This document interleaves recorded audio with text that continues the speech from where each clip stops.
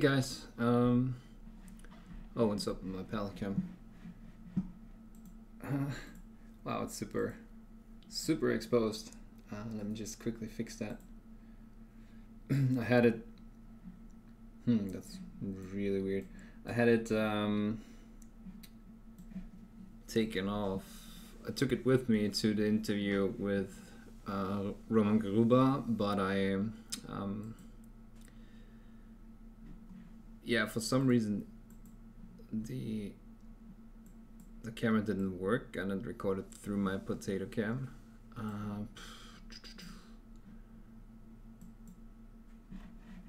Wait a second. Okay, face cam is off, palette cam is off. Right, you guys can hear me, right? Yeah, so I had everything I took my microphone with me and okay, that's better. And my camera, but yeah, the video quality still turned out not that good, but it's enough to see everything, and the sound is good. So we have yeah, we have the third podcast recorded. Maybe even less gain. No, some gain.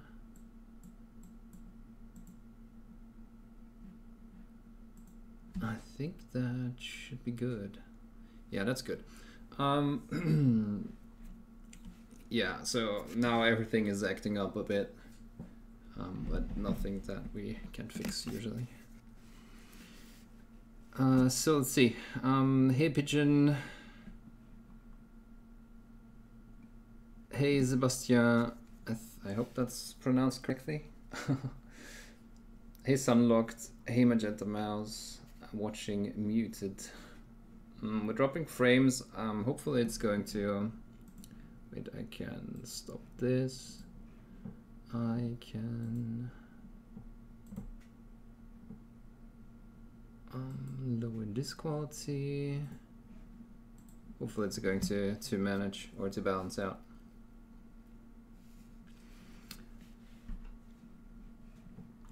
This is the first stream I've been able to catch since I started watching you. You are, yeah. So the stream times I still need to push it back, but I haven't managed to do the announcement. So today I started at the time that the stream always started. I still want to push it back just because people can't really. Not everyone can watch me because of work and all that stuff. So I want to make it as visible as possible, and yeah, but I still need to make that announcement. You're probably one of, if not the best painter sculpt I've seen. I'm definitely not the best painter, thanks though. I mean, I guess I'm, so the problem is, I mean, first of all, thank you. The problem is that I'm kind of divided among painting and sculpting, so obviously I have a bit of a disadvantage versus the people that just do painting or just do sculpting, but it's both fun, so I don't really want to, you know, I just need more time in the day. That would be the ideal solution. But yeah, thanks again. I love your work. Thank you. How do I pronounce it correctly? Is it Sebastian? Or Sebastian? Sebastian? I don't know. I'm sorry. I'm butchering your name. Today I want to, and I thought about just doing it for the patrons, but I'll do it on stream today. I want to try out a few ways to paint gold. I want to try, yeah, just a recipe with a bit of a muted gold, using some colors to mix in, because I don't really have interesting gold. So we'll start off of, well, gold tones. So we'll start off of this. Maybe I don't want to Use my best brush right away. So we'll start with this gold, and then I'm going to apply some colors through pure non-metallic colors, that is. So some washes and glazes. What's wrong with my camera angle? There's something going on.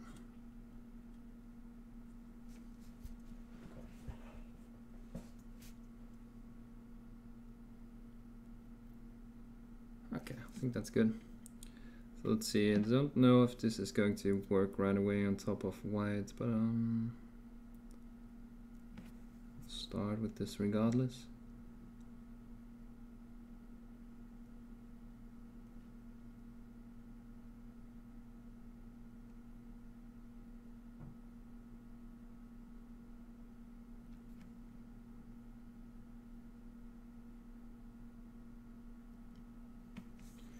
And of course, we are not on cam.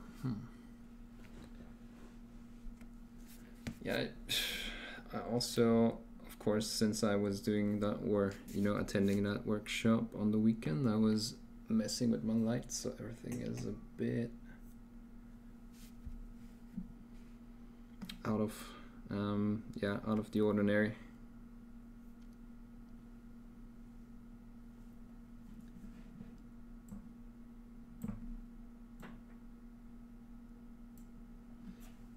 Hey, Casnigri.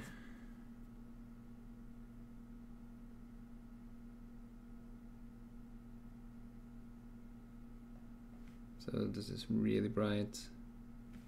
I just kind of wanted to, or I'm using this color because I know that it's opaque. It's really opaque.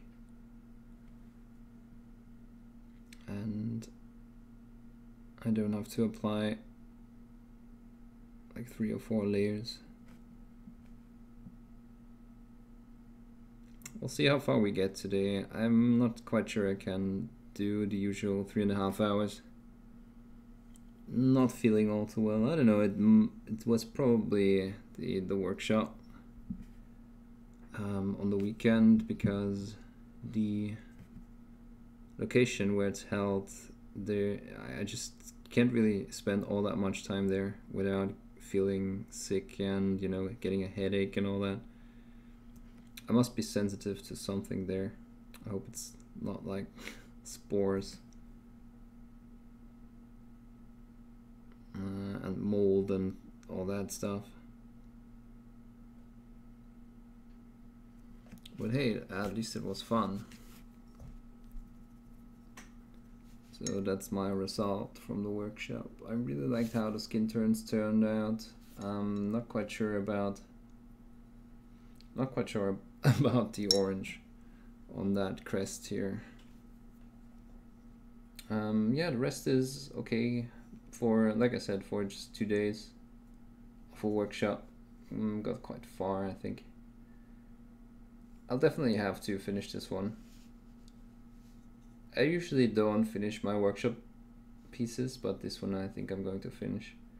The only thing I'm not really happy about is this area. I went a bit too dark from the start, so I'll probably have to redo that. Oh, we'll see. But yeah, that's the result.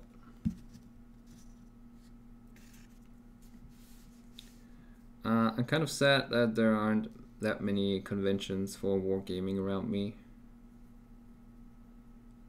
I want to try to get to a class. I mean, wargaming is probably the wrong place to look for classes if you want to get better at painting.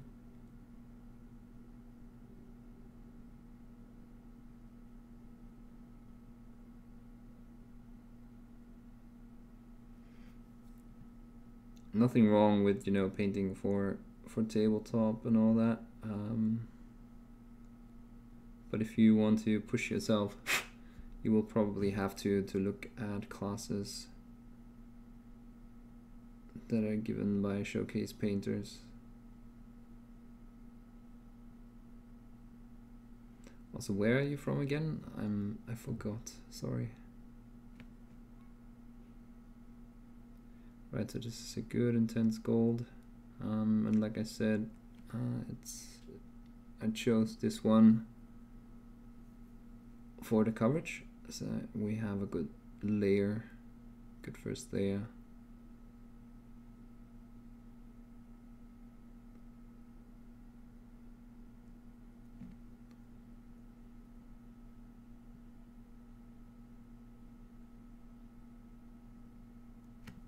Hey Robocop, Southeast US, in the middle of the mountains.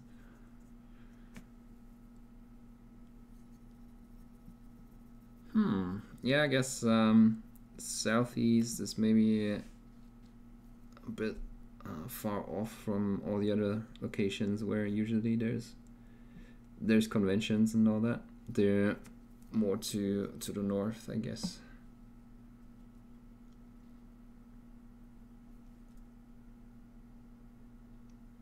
Okay, let's see.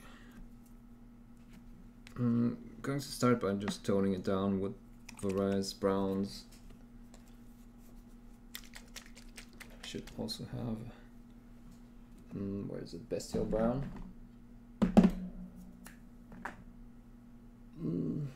I just had that. Where did I put it?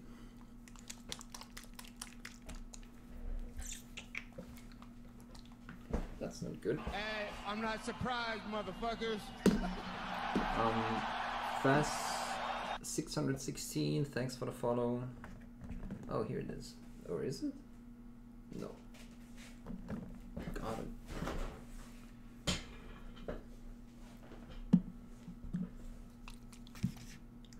Yeah, so we'll see how that turns out. I definitely want to tone it down quite a bit so that it doesn't take away from the shiny armor. But I definitely didn't want to do non-metallic metal this time. I live in Sweden, which has only a single games workshop, no other major brands in the country. Oh, just one store, yeah, and they almost never organize painting-focused events. I mean, there's still, so wargaming kind of is a niche, right? And within that niche, you have people that or wanting to paint is still not really a big thing in that community. So we have been talking about it during the workshop there. We only were like, I think we were 12 people, and that was 3 people coming from different countries. So there's, I don't know, really not a lot of interest in the Vienna community, and yeah, it's a bit sad, you know. I mean, again, I know that a lot of people paint to play, and that not a lot of people are interested in just painting. But yeah, it's still kind of sad that there aren't more people interested in that.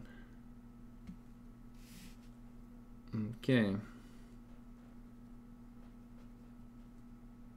So I don't want to go a pure ink, so I'm mixing these brown tones, and I'm probably going to take a couple of steps.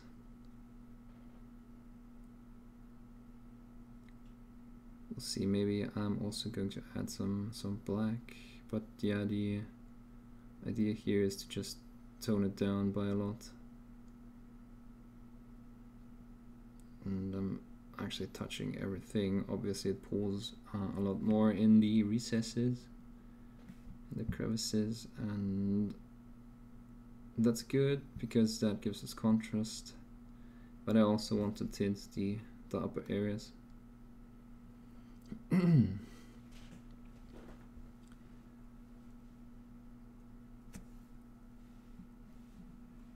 Paint to get better, yep, exactly. It's yeah, well, the only approach. I have a YouTube video about that.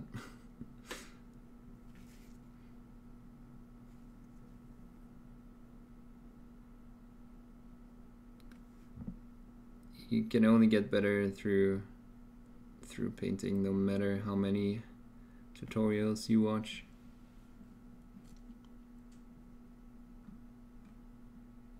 Finally got the time to watch your stream. Thank you. Keep up the good work. Thanks. Welcome again. If anyone has any questions, feel free to ask. Like I said, this is, well, not your typical entertainment stream. We try to be educational. That's why once a week I feel is enough. You know, can't really entertain the masses for longer than a day. So this has been a good trade-off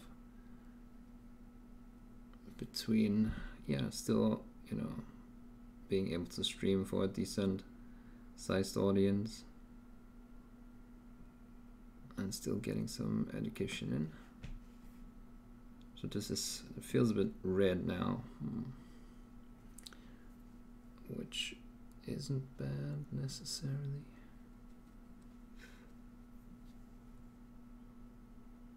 Okay, I'm just going to bring out some of that shine again with a darker gold.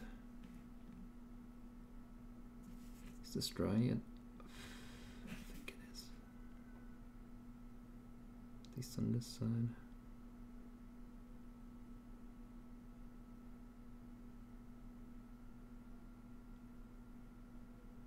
So I'm mainly touching the higher areas, but also some of those feathers that I tinted I want to bring back out again.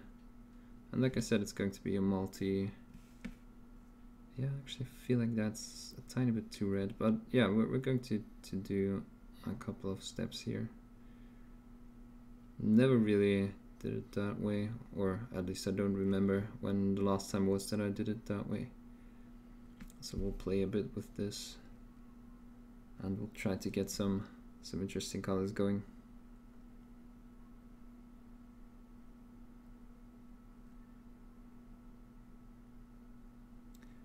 I have two glasses here. Actually, I figured I would have one for drinking water, but I feel like it's good to have one for metallics and one for the washes. So yeah, we definitely are going to use some brown here, not brown, black here.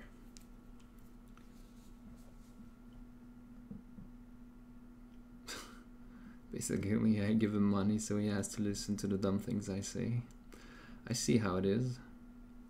Seeing me use metallics is weird. Indeed, indeed. Having miniatures to play 40k and other games is just a nice bonus. Yeah, I mean, the game that I played is Confrontation like 10 years ago, and even though I like painting better than playing, it was still nice to have a finished army. So I won't deny that. I can totally understand the urge. Oh wait, that's the wrong water. Alright. So let's cover this in black, maybe not too much.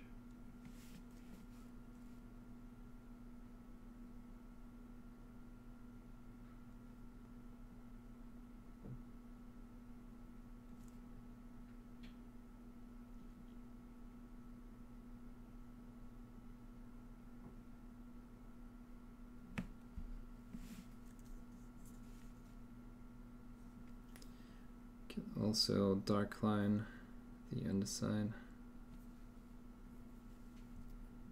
of that area with black.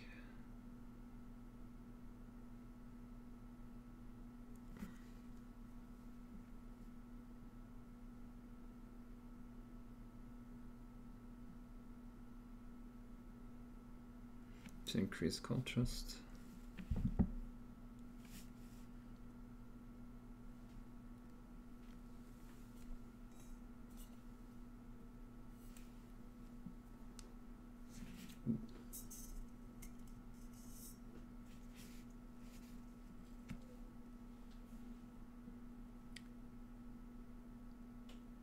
What's my lighting setup?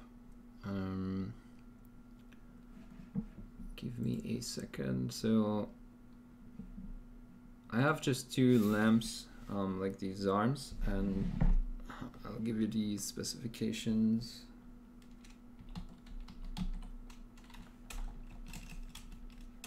I just need my Twitch page.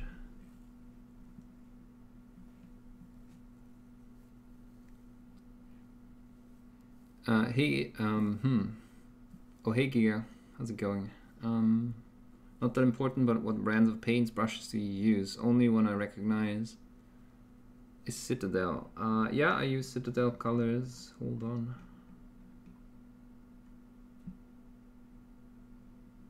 Okay, these are my lights.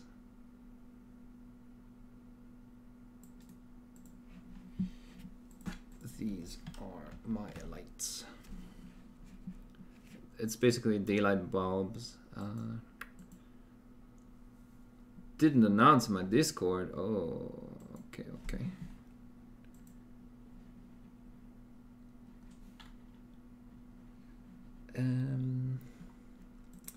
Yeah, I don't know about that bot. I have no idea what is going on there. It should be announcing, but it doesn't. Okay, well, while we're at it, we might as well tweet it. So the brushes that I use, or the paints that I use, are just various paints. I have Citadel, obviously, then I have like very old Citadel colors. This is Bestial Brown. Then I have scaled colors that I use. My favorite colors at the moment are Reaper. I do have some artist acrylics, but I don't have them with me right now. But those are the main paints that I use at the moment. And yeah, I do use the Reaper colors for, well, they are matte, so that's a good thing, and that's why I like them the most.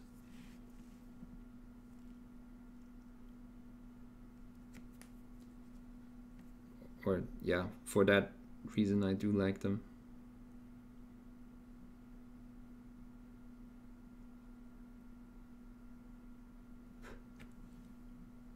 And brushes, I'm using right now. This is my workhorse when I'm doing just rough work. It's a Da Vinci Series 11, and my good brushes are the Raphael 8404. I need to clean this one. Is this my brush? Yeah, it is. So this one has suffered some abuse over the weekend because I didn't clean it properly after painting. But that's a Raphael 8404. Yeah. Size 1.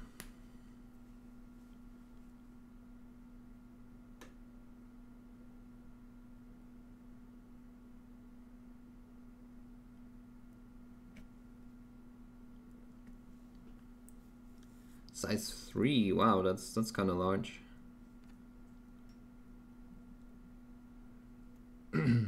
Yeah, they are all basically watercolor brushes, right? That's what they are.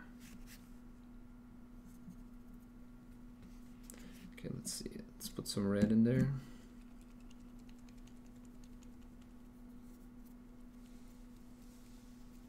The 2 means Chewbacca. Hey, Snake. No, it's fine. I mean, with the Raphael brushes, you still have a good tip. I just for 28mm stuff, I really don't want to go larger than size 1, but for larger scale miniatures, I can totally see them work better, or still well enough. Let's put it that way. Okay, so I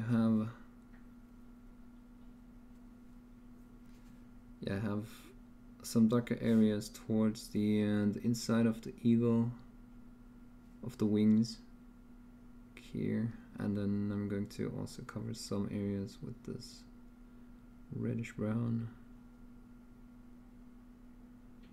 I feel like that gives a good intensity of color.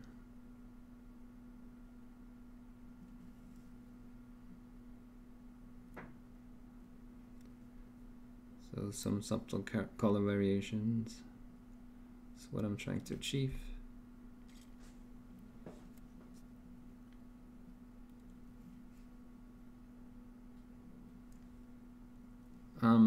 I work quicker with bigger brushes. Yeah, it's again, I can totally understand. I don't like the very small brushes without the reservoir, the very short bristles one. Those I cannot really work with.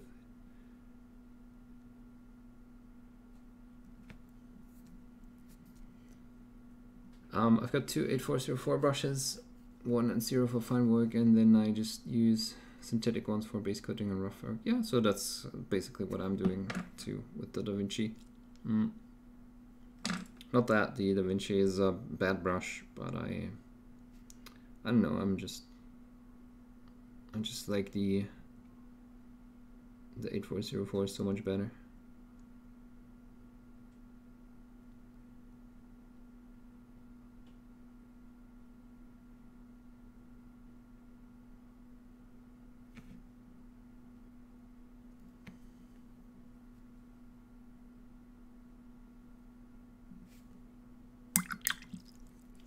Okay, so let's try and get some highlights back in there.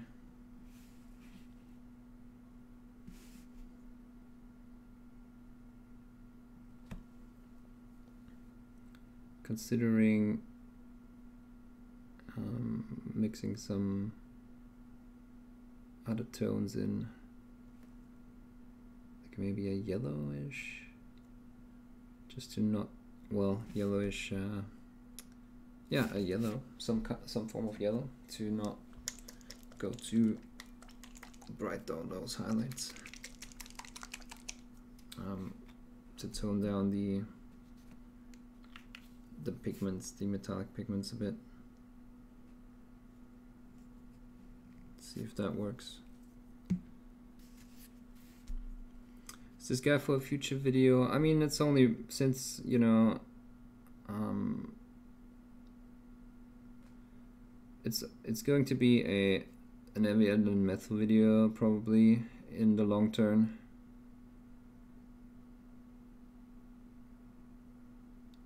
Right now I ordered a few busts, and I'm probably going to do the busts for Patreon. I'm kind of lost on what to do for YouTube content. I mean, I have obviously the podcasts, and I want to do like this one as an evident metal video. So yeah, I'm in a weird spot. I'm finishing the videos for this month, and then I'm not quite sure what I'm going to do for next month for Patreon. I'm just trying. Obviously, I'm going to continue the basics videos. So I'm about halfway through the current one for this month, and then obviously I'm going to have to do that. Yeah, this one, like I said, is probably just going to be for an evident metal video. I kind of need to rethink everything. I used to do the evident metal stuff as tutorials for Patreon, and then just made a compilation of these for YouTube, which kind of doesn't work when I stream it all, because then everything's out in the open. Yeah, I've been in a weird place with the Patreon lately. I'm probably showing too much for free because we have been stagnating a bit. Yeah, so I don't know.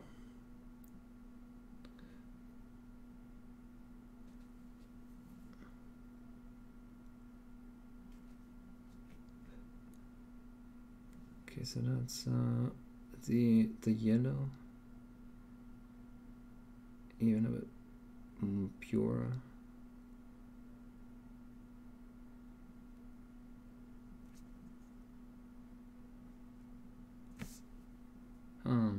Should have maybe decided on a direction from where the highlights are coming.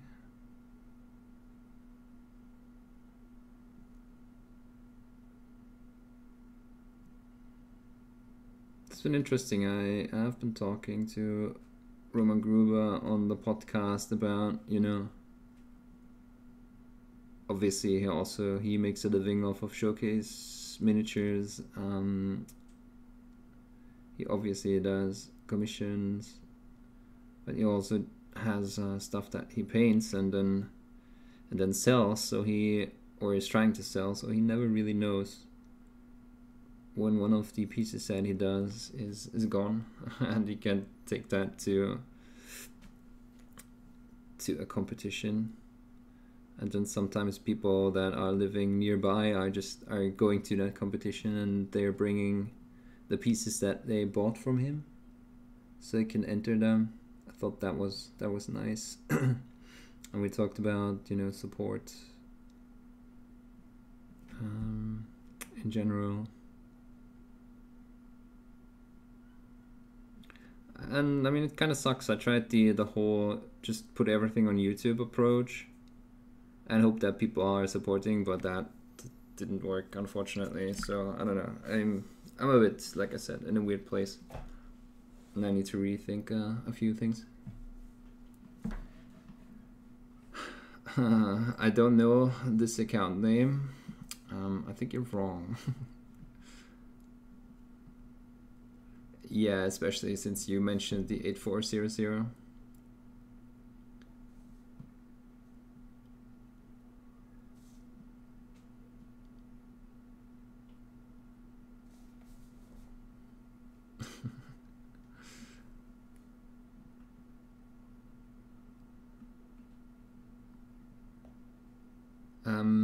Undetectable internet sarcasm. Yeah, I'm also bad with reading at a monitor today. Podcast is good content to fill between YouTube Patreon projects. Yeah, for sure. It's also interesting. I've like I said, it's probably not everyone's going to be interested right away, but I'm pretty sure that, you know, once people kind of accepted the format, yeah, we will definitely get some more views on that. So I'm looking forward to this.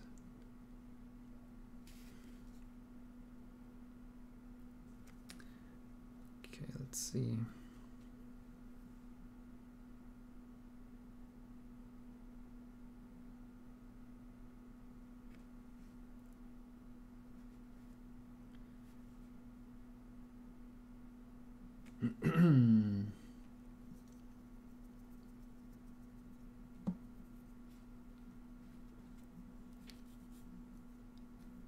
Every third word?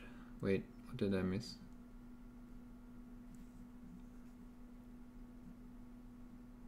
Nice to meet you. David Johnson, thanks for following.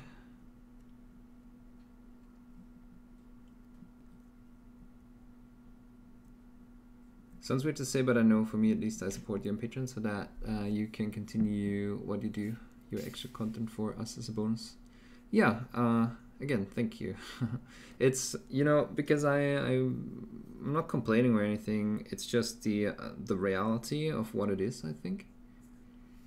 And I have to, yeah, just rethink a few things and maybe streamline my approach to a few things a bit more. And I definitely need to have separate projects for the streaming and separate projects for the other videos and all that. Right, I want to tone that down a bit more.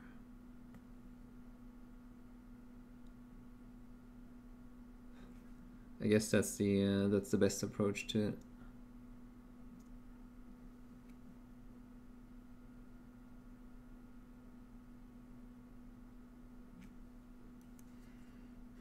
the highlights are not quite working. Let's see. I think I want to try just putting almost pure. Oh, that's heavy metal. We should have some speed metal here too. Somewhere at least. Pretty sure I've been using that on the weekend, but where did I put it? It's always the same.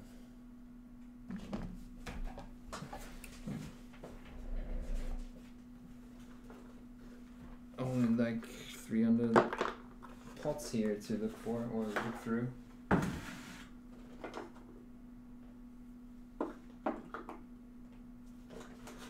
Give me a second.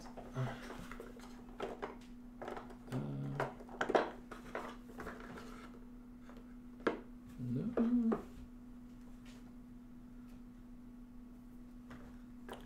Well, that sucks.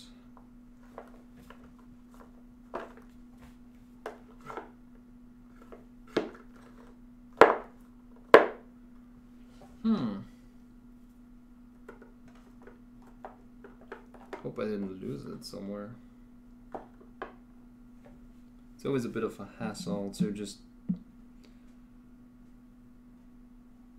having to carry your paints everywhere when doing a workshop.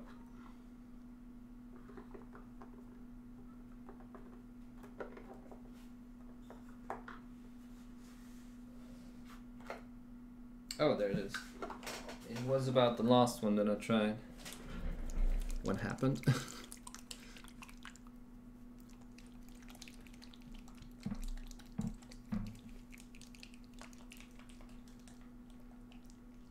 Stream Eugene still a cool team. Yeah, I don't know. Also, the categories came out for Games Day, and they dropped the Necromunda category, so I'm kind of bummed out about that, since obviously I wanted to enter.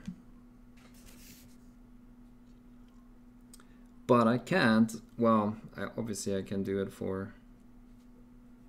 Obviously I can do it for 40k squad, but like I said, I'm not sure I want to compete against all, you know, Space Marines and all that.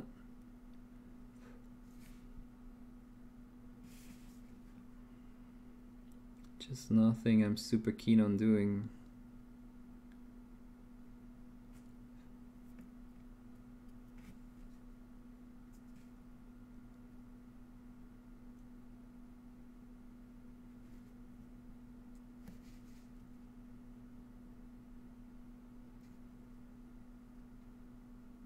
I feel like a lot of this stuff is only visible on pictures, like close-up pictures. It's not going to be visible on this, yeah, on the table.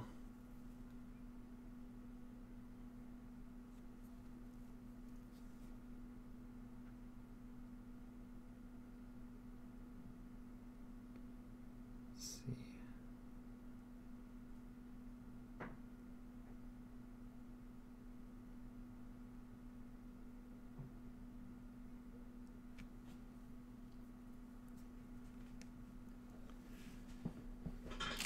Yeah, speed paintings and such to draw on people. That's the plan. I kind of lost my track, you know. Like I said, since I don't have that huge of a name in the community, I felt like I needed to draw in a lot more people through YouTube. So obviously that worked to a certain extent. When we did have a bit of a stagnating number the last 2-3 months.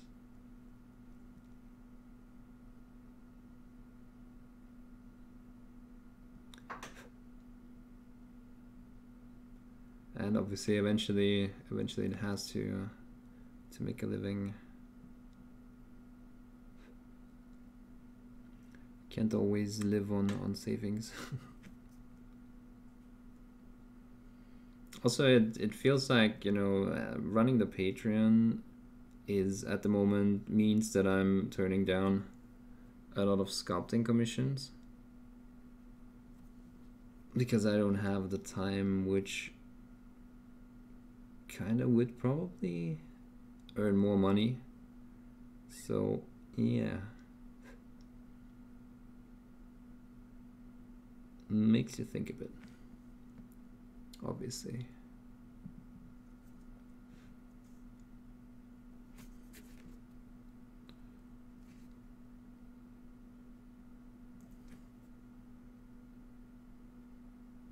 Yeah, I think I like that. It's a good trade-off between, yeah, dull and, well, dull shadows and some dull areas. And then, yeah, some light up here and reflective parts.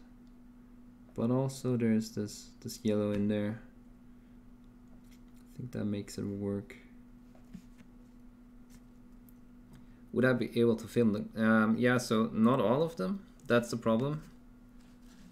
If I could, then that would be easier. Then I could just stream them, or I don't know. Yeah. I mean, there's not that many people interested in sculpting. Or, you know, it's also because I do both.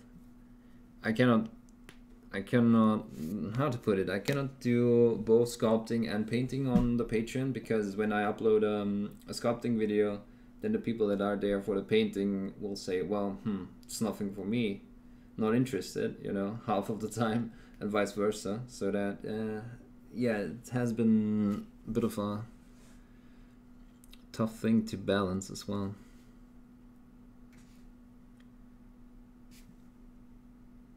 I just, you know, want and can do too many things. That's just not how these things work, like Patreon and, yeah, just, I mean, even YouTube, right? It's the same for YouTube. If I upload a sculpting video, then probably by now more than half of the people that follow me will say, well, I'm here for the painting, why are you uploading a sculpting video? It's just that interests are so narrow, unfortunately. I mean, it's understandable why, because people don't really have that much time to follow like both, so they follow what is interesting to them, or the most interesting, right? So I do understand why. Just puts me between a rock and a hard place. Hey Cujo. I lost the color? No, I thought so. I thought I did. But, or, you know, at least having transported them around leaves them in some weird places, or not in the places where I had them before. So I had to search for them. I mean, it's not like, you know, people are stealing or something like that, but you just put it on the table, and, you know, there's people sitting around you, so maybe they just subconsciously take that one instead of the other ones, and no one's really doing that on purpose or anything. It's just, it just happens sometimes. Right, so as this curves down, I think I want to shade the lower areas a tiny bit.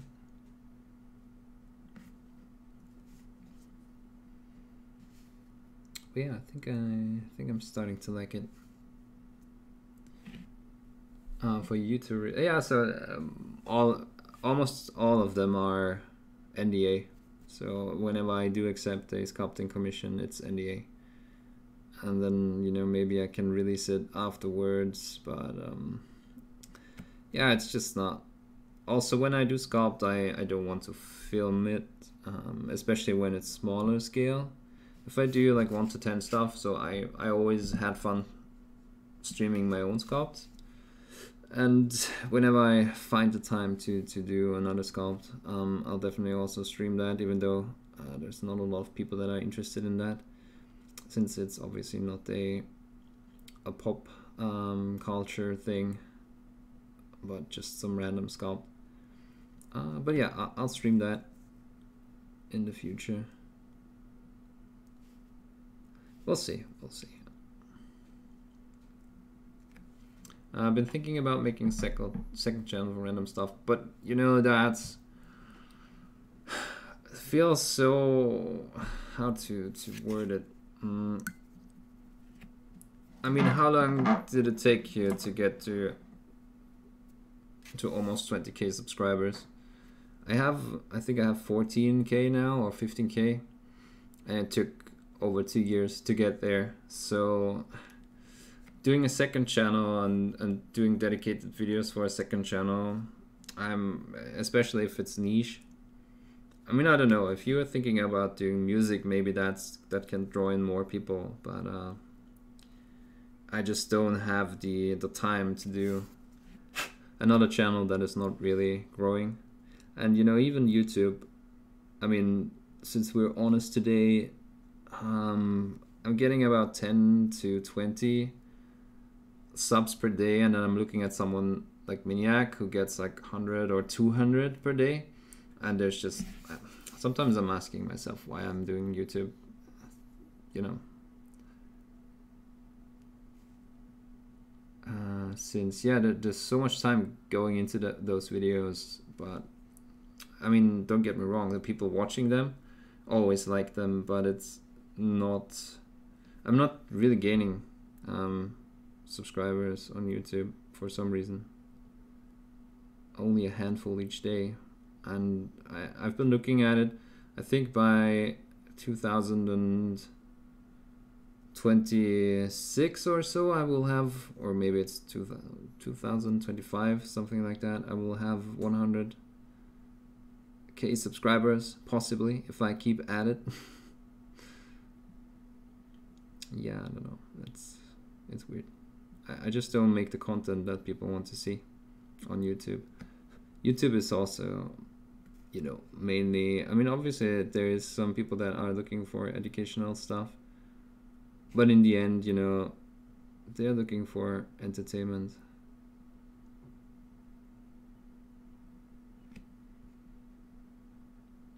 Maybe not as much as on Twitch, but they still are.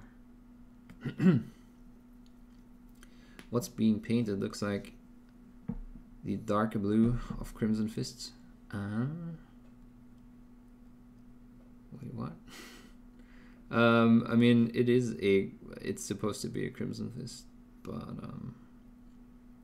I would say it's even brighter than the usual Crimson Fist. Obviously the dark ones, I am going rather dark, but the highlights, I would say, are normally a bit darker. I don't know. Maybe some areas like this are making it look nice to meet you. Too bright. But also Games Workshop. Ryan Gibson, thanks for following. Sorry, I almost forgot. What did I say? I think Games Workshop goes darker, so if you look at the stuff that Max Village are painted, or what's the other one, Nicholas Gareth? Hey, I'm not surprised, They like to be darker. Hey Grimly 1981, thanks for following. Welcome to the stream, guys. Yeah, if you're new, don't forget to hit the follow button. Oh, you are Ryan. Gotcha. It's free, you know, and it supports. And you get notified on YouTube and so on. Just hold off a release for sculpting and drop the video with a painting video at the same time, rather than have a second channel. Yeah, I don't know. It's not a good day today. I'm feeling exhausted. So I'm having all these bad thoughts, you know, when I'm exhausted, and then I just need some rest. And, you know, work on some videos and not think too much about it and put something out. And just keep at it, but it's still, it's slow. So sometimes when it's really slow, you're kind of thinking, Working all day. Shouldn't I be, you know, working something where you're not making less than minimum wage? So yeah, those are the thoughts that you get then. Right.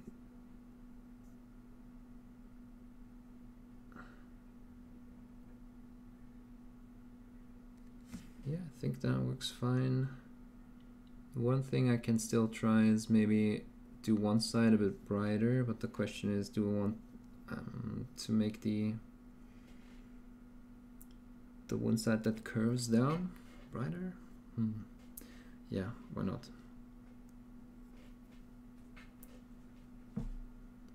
3 years? Yeah, that's my point, right? Should have done Night Lords because they're badass indeed. Miniac has a shtick, yeah, he does. But that's what I mean, right? He's all about entertainment. I mean, obviously, you know, he's also drawing in people that are interested in miniature painting, but let's put it that way. If it wasn't funny, he obviously is not. You know, if I compare it to maybe John, which we did a podcast with, John has made a lot more progress than Miniac has, you know, in the same time. So yeah, it's weird. I don't know. It's just, I don't know. I just feel like people are not watching me for the educational content, but then I'm also not really funny. So yeah, so why am I doing this? Obviously, it's nothing that a large audience wants, which, you know, is fine, but then I need to find something else, or just go back to Patreon only and put all my stuff on Patreon, because that yeah, has been quite successful, even though I'm not really there where I want to be. But that will come over time.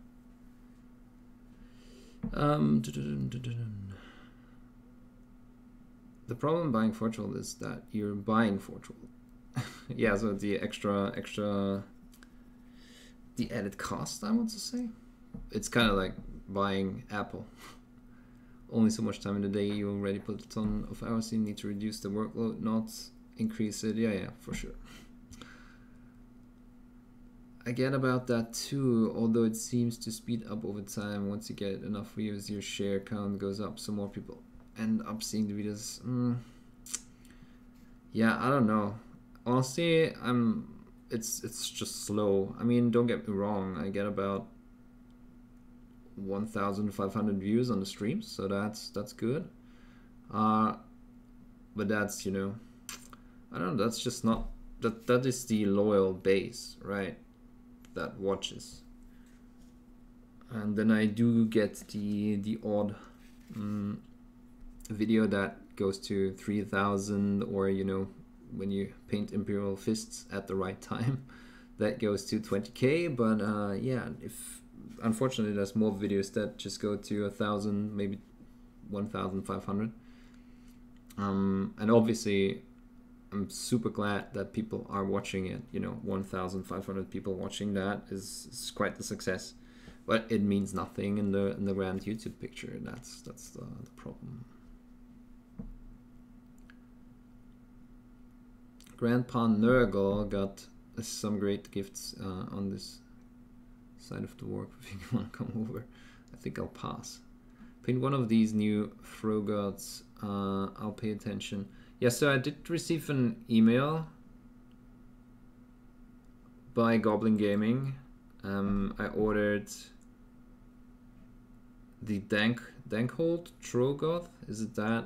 I don't remember what it's called. Yeah, they're out of stock. Cannot be shipped. Blah blah blah.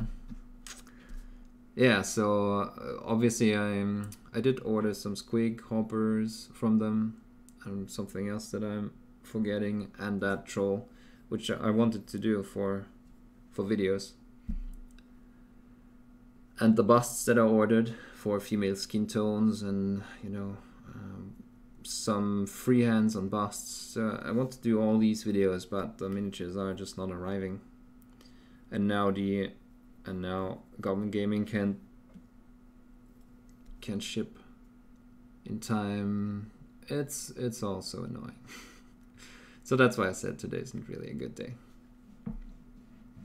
I need a gimmick, yeah, but I cannot do it. You know, it's, I don't know, if people don't appreciate what I do, like, you know, being honest and educating and being there to answer questions and all that, then yeah, I mean, that's fine. Maybe that's not a thing. Yeah, but then I have to go back to teaching, you know, at school. Yeah, I like it. So have some reflections here, and like I said, good colors, and the recesses are dull, so that kind of looks like oxidation. Yeah, I think that's fine. What else can we do? I don't want to do the trims in gold, or do I? Let's see, I need to just look at the Crimson Fists. I think I'm going to do them in a lot of color. Just found a channel a year in non-metallic metal is amazing. One technique I've never been able to pull off. Thank you, Grimly. The non-metallic metal is basically just knowing where to put highlights and shadows. Do I have anything here? Do I have something here? I can just illustrate that quickly.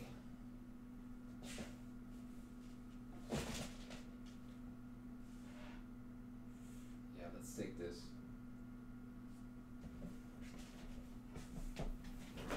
It's going to look complicated at first sight, but in the end it's basically that.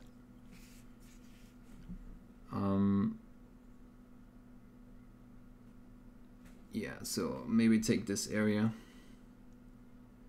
Basically you're just putting really dark colors, and I could probably go even darker on this. But yeah, just putting dark areas and light areas and really light areas next to each other. Like here's a dark area and here's a bright area, and then do the same for the next area, like go super dark here and light here. And I mean, gold is not the best example, but if you go to steel, you definitely want some black in there. So you definitely want to go at least mix in some black.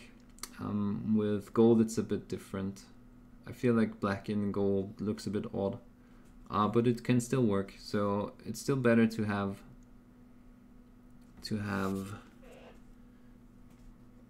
you know, focus on the contrasts more than on the smoothness, I want to say. That's what I'm trying to say. How was the Roman thing? It was good. He, how to say that? The only thing that threw me off a bit was, I mean, we did the first step, and everyone was a bit unsure, okay, where do we stop? How far up do we highlight, and so on. So he didn't quite communicate every step, you know, where does he want us to be at a certain point, which, you know, it's just not in his nature. It was still good. He obviously is trying super hard to help everyone and to also show you options, what you can do different and so on. You know, it's just a different approach to teaching than I have, for example. Yeah, but you know, I liked it. It was good. Good result. Can still work on some more contrast or reduce the contrast. Like here, this is definitely a bit too much. Yeah, it was interesting to see his approach. Obviously, there was not that much that I could still learn, but I learned the things that I wanted to learn from him. So like, how to increase contrast, and yeah, how he combines his colors and all that. Games Workshop equates quality with random decorations on the miniatures. Yeah, especially for the Nurgle stuff.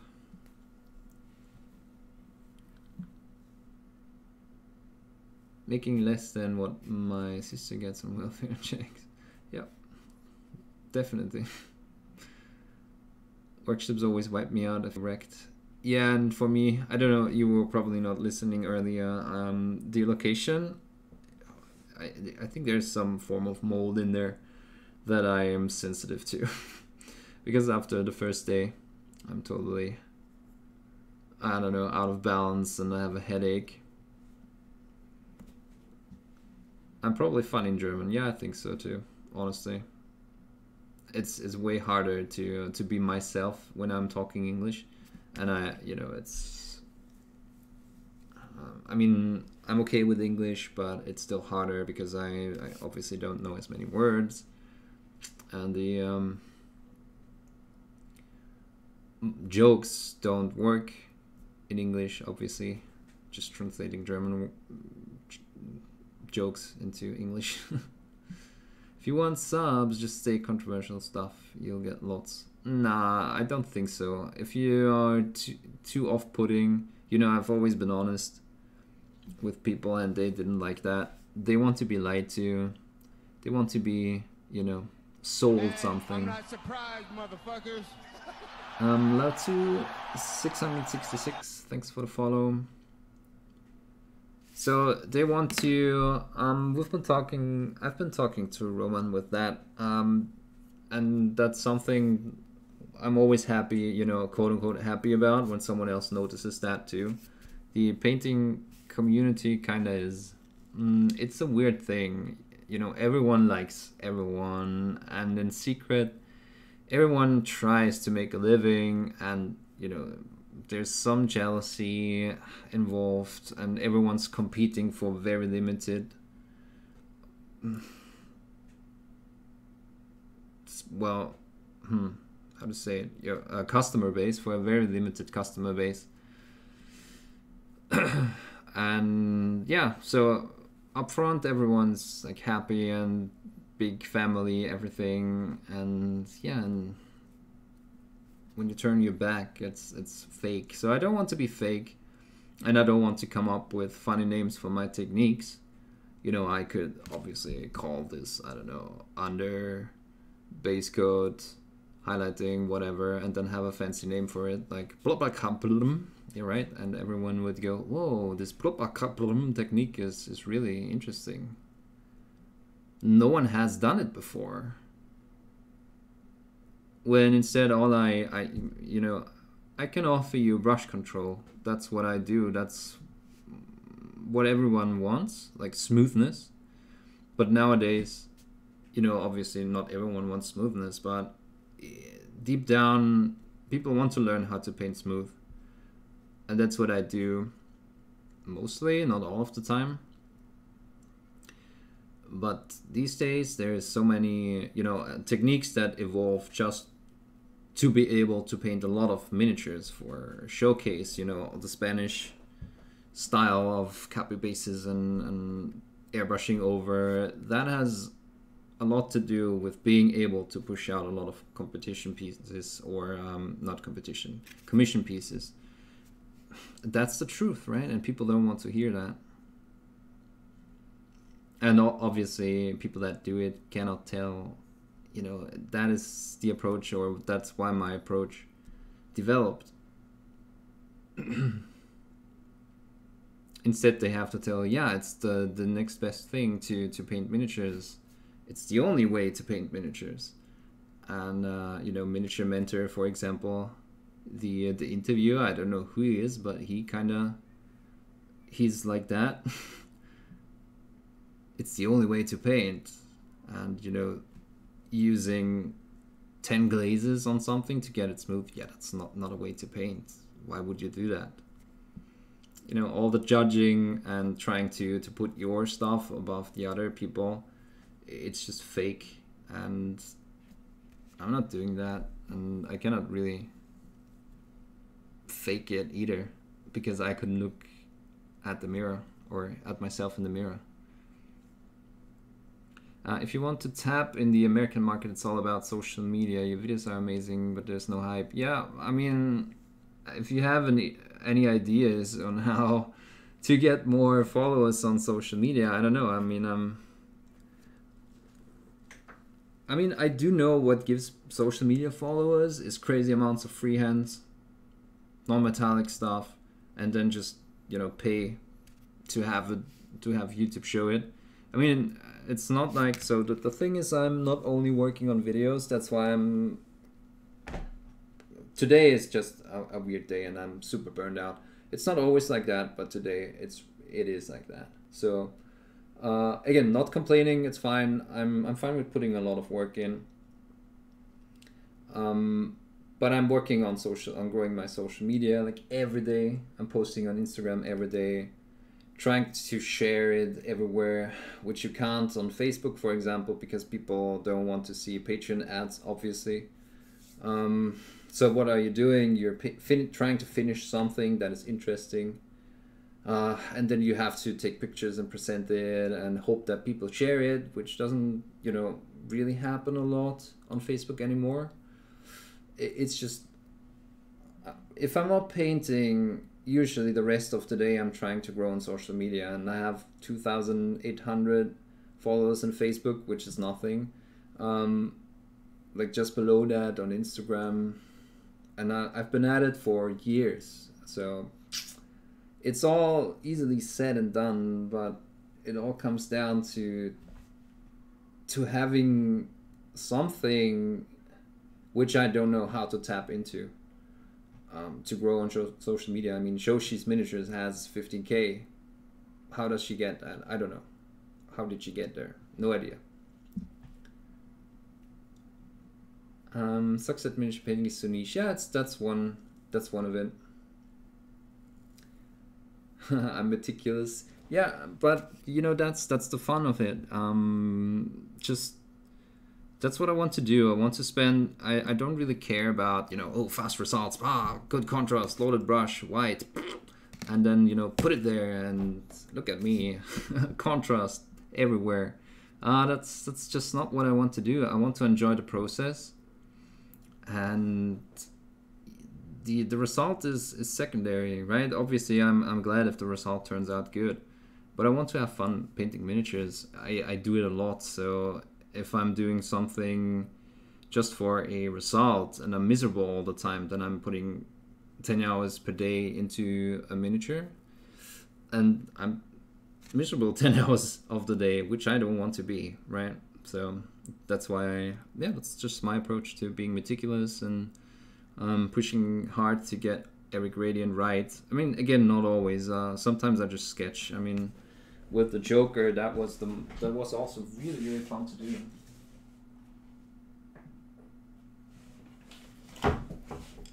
Putting in just rough colors and playing with textures a bit. So this felt, is it felt? Jacket as opposed to a smoother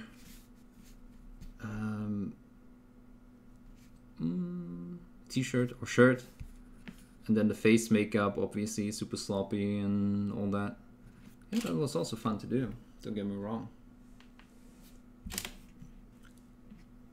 I mean, we do have a bit of a renaissance with, you know, people like Arno Lazaro and all these people that are painting with, also Roman Gruber, obviously, that are painting with a lot of glazes again, and I feel like the style is coming back. So that's good, at least. Hey, I'm not surprised, motherfuckers. A girl painting. Thanks for the follow. Are you the girl painting from YouTube? That has been there since forever.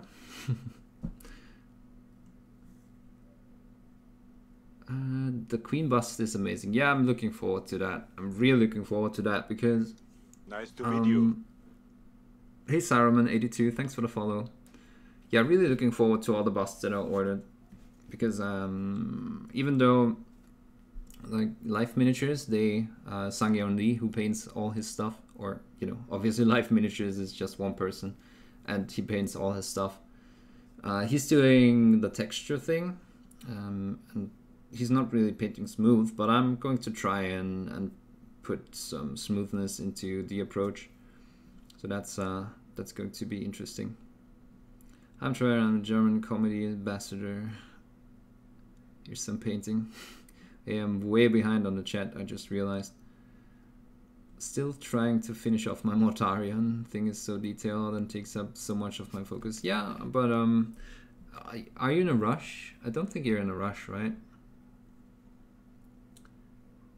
This model looks good. How about we slap on some extra tentacles, a bit of chainmail, 50 small scars in the armor, and small bandana. Oh, okay, yeah, that's Games Workshop.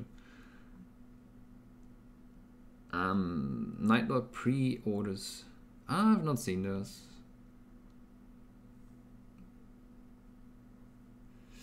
I think it that lens. I think it was towards the this one. No, probably way behind. I'm one of the people that watches for more education. I mean, I couldn't hold your brush. Yeah, but still, he makes a living off of it. I mean, obviously he has to pay a shitload of taxes, but which I don't. I don't have to pay that many taxes, but he's good. He has good YouTube income, and he has a huge Patreon by now. So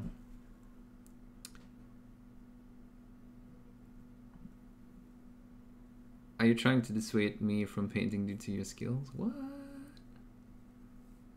You're scared in a way with mad skills? Yeah, I mean, I don't want to put it that way, but it's obviously, it's always more interesting to see something that is better than you can paint being applied quickly and making it look super easy, which, you know, this is not complicated either. It's just there's a bit more time investment that you need. Yeah, obviously I'm also streaming and talking, you know, I haven't really put down paint here since forever.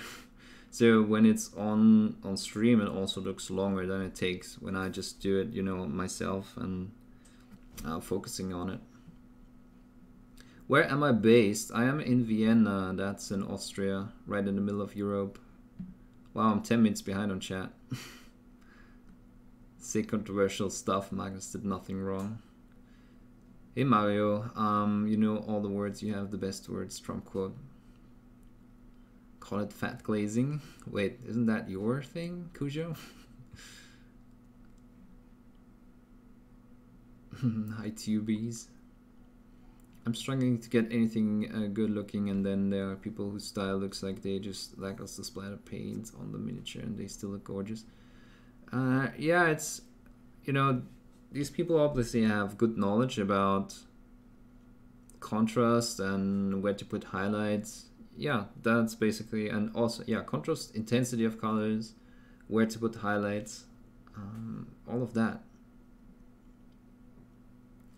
What's up with Spanish painters? A lot of airbrushing I see on Instagram. Yeah, it's, again, it's quick. Obviously, you know, painting steep gradients or, you know, intense gradients, and going over that with an airbrush layer is going to bring back intensity and also some smoothness. So it's a fast approach. That's exactly what I said, right? It makes your stuff look better than what others can do, and it's quick, and that's what people are drawn to.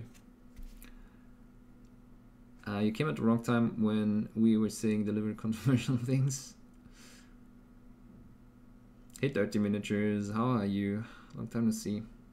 There's not one way to paint, there are several solutions to the same problem. Just pick the one you're comfortable with. Yeah, totally.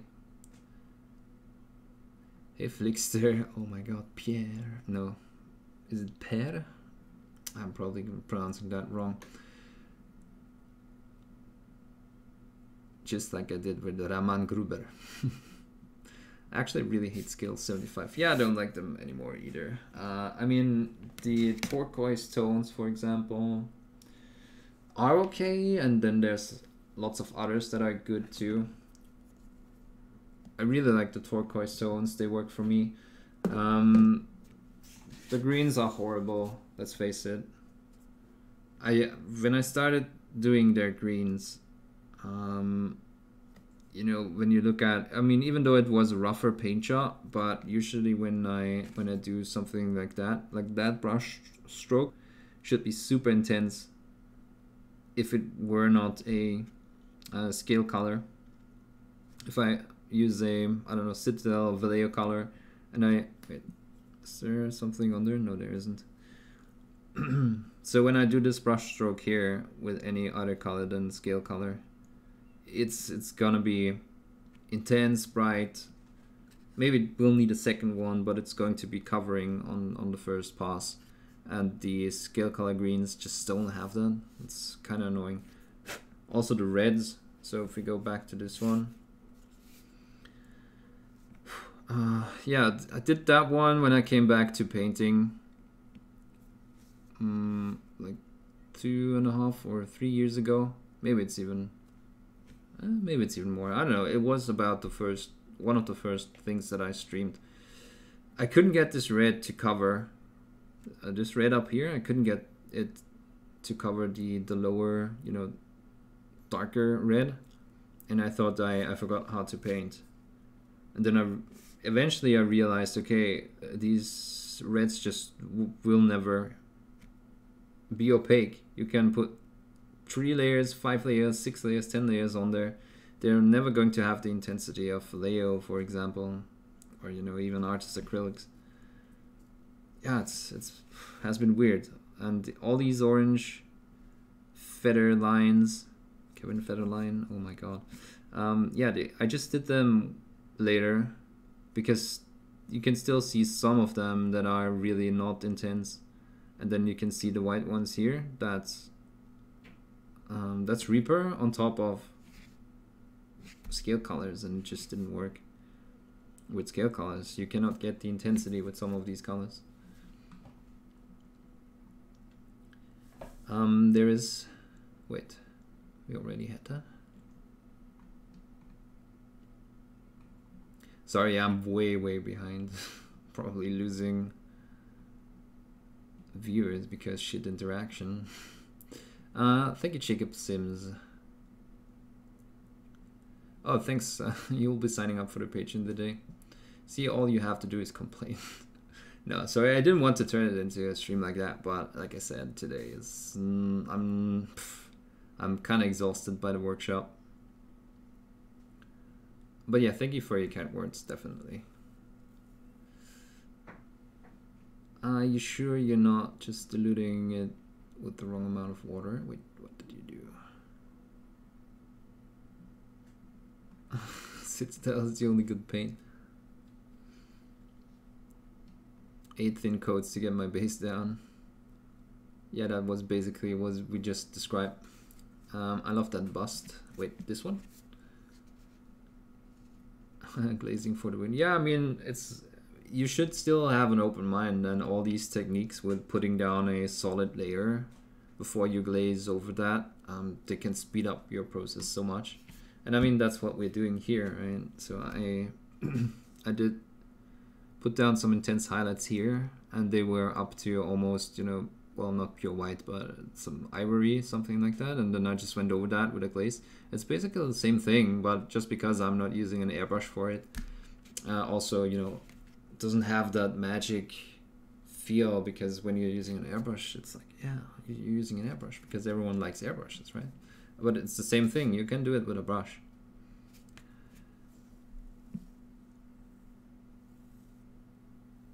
Oh yeah, I do respond to YouTube. It's just I'm way behind on the chat. Sorry.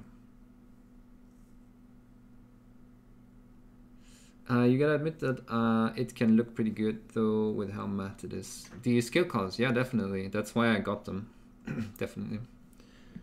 So Reaper colors are also pretty matte, and they don't have all these issues. So that's why I like those. What I also like to do is use Vallejo colors and then just use the Reaper matte medium. That's pretty good too, if I really want to get rid of everything. For the record, I love your meticulosity. Thank you. Yeah, I wasn't, again, complaining. It's just saying how it is. Thank you, Saruman. I'm a god? No, I don't think so. Last time I checked, that was mortal. I'm just really into it, you know. Not in a rush for Atari, and I don't want to finish it. I do want to finish it and pop it up on the shelf, though. Oh yeah, for sure. I understand. I'm just saying, you know, don't. Also, if you feel like, it's getting on my nerves, just put it away and do something else. Honestly, there's nothing wrong with it. Eventually, you will come back to it. I'm having a hard time getting more Raphael brushes, so I ordered some Escoda. Yeah.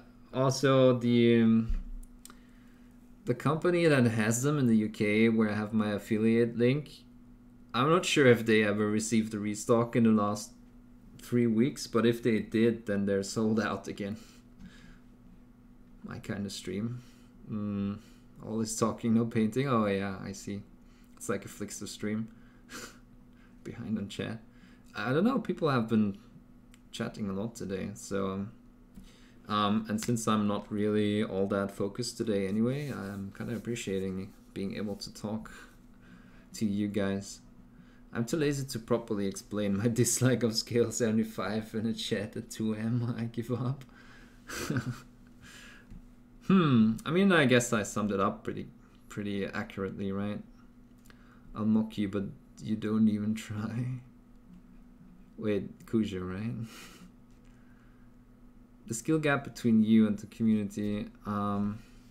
Yeah, again, I mean, I've gotten used to that. People don't really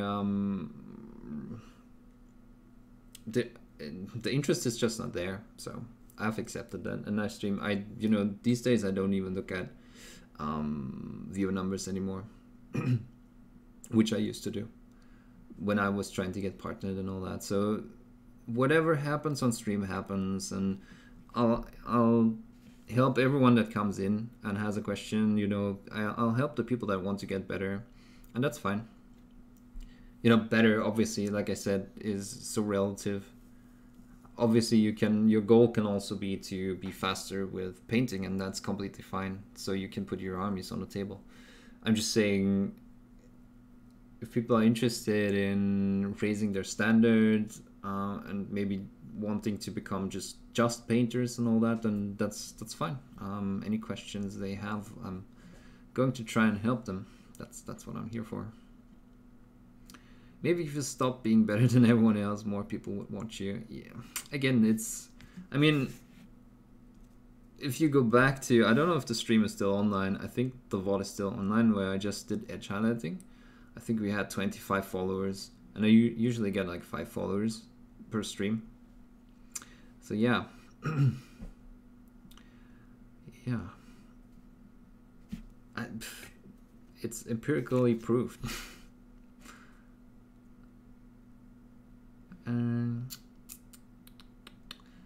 I want to feel your paint flick. That sounded nasty. Call me Pierre one more time. I dare you. Okay, Pierre. I won't. All these different languages. So difficult. To which chat is he actually responding? Both? I'm just behind. He's acting like a madman talking to himself. Yeah, indeed. Pre-recorded. Chew on head or pre-recorded. In stream system, he probably has both chats in one. Yep. The technique I probably use the most, I should probably tone down my use of it is dry brushing. No, that's perfectly fine. I mean, there's people that do paint showcase stuff just with dry brushing. Something that helps is working over the stuff that is dry brushed. Like, just do your base. Yeah, just start with dry brushing and then add some washes or some glazes in some strategical places. That will, yeah, just make it appear not dry brushed, and that's also going to put you ahead of, you know, just dry brushed stuff. That joke is so goddamn pretty. Yeah, I still have like 5 of them. I need to put them on like Facebook so that people know. I want to kind of liquidate all the busts that I have at the moment, and then I'll see where I want to restock or need a restock, and I also need a proper online store.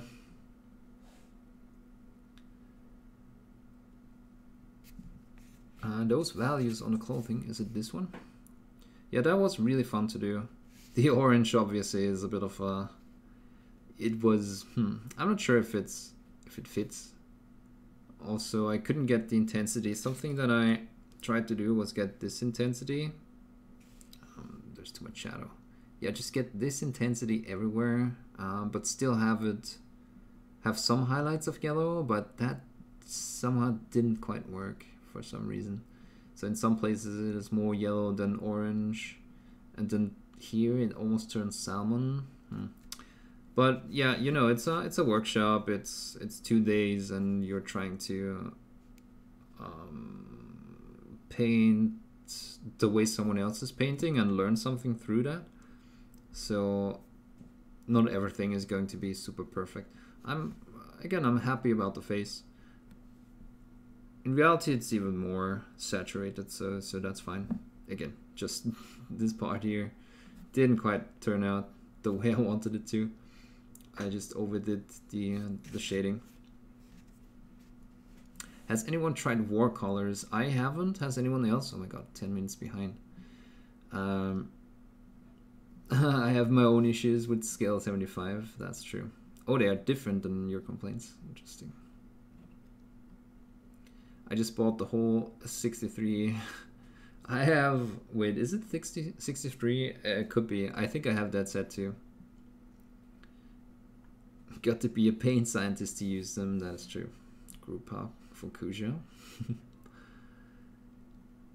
Everyone has their own taste. I just wish paints were easier to come by in Sweden.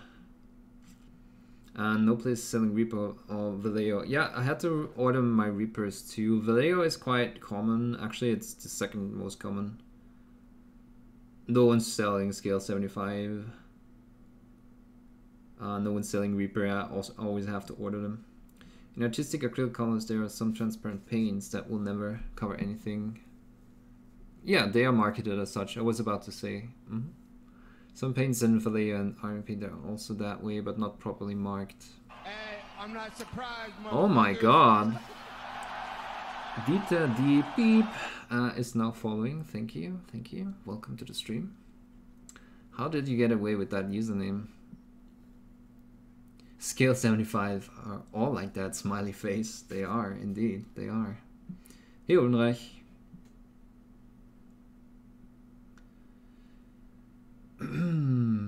Happy to see you here. Yep, he's back. Pierre is back.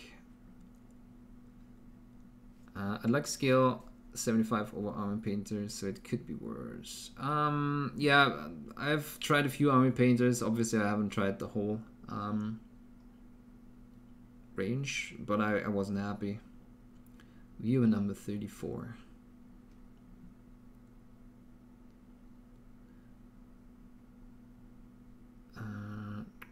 Dirty, what's your last project? That would be interesting to see.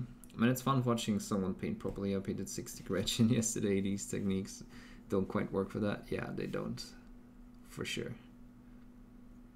But yeah, it's just the that's the hobby, right? And it's great. Some people, you know, there's so many different things that you can do in the hobby. Some people like to just paint. Some people like to just game. Some people like both, and so on. Oh wait, I'm caught up on stream or on chat. Look at that. The bust I sculpted is probably the last one I finished painting. Oh, I haven't seen that one being painted. I'm kind of painting some type of orc. Use your strengths to grow your channel. I don't know. Feel like my strengths are not growing channels.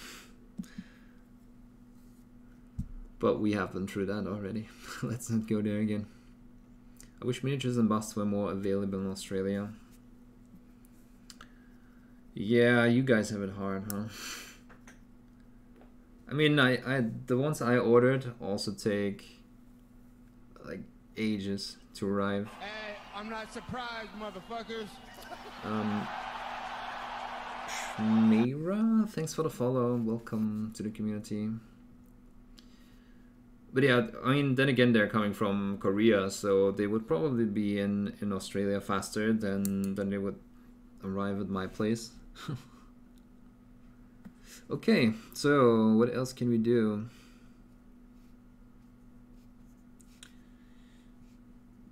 I think I want to go back to the blues. There's still some parts left to do. That means I have to remember all the blues that I've been using, which could be difficult. Okay, there was some denim blue. There might have been military blue, but I don't think so. So let's put it to the side.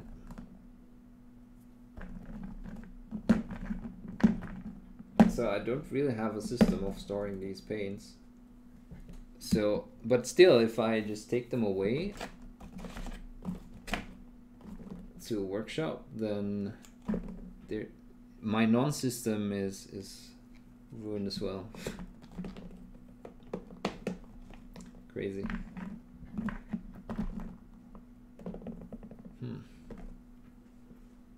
Okay, that was my base color, so I just need my purple shade. Purple shade, where are you?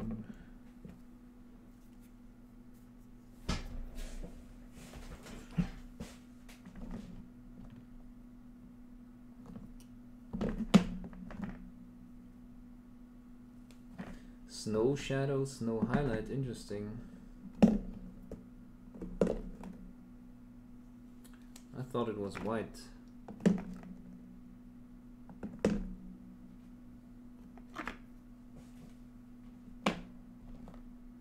Okay, there's my nightshade purple, and we're good to go. Hey, Genuine.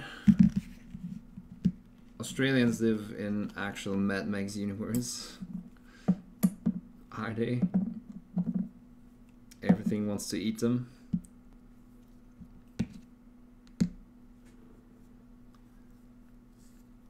How much have I spent on the hobby? You don't want to know. I couldn't even tell, probably. I've been doing it since 17 years, I think.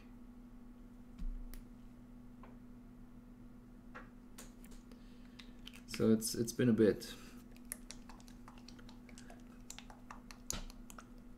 Australian is brutal.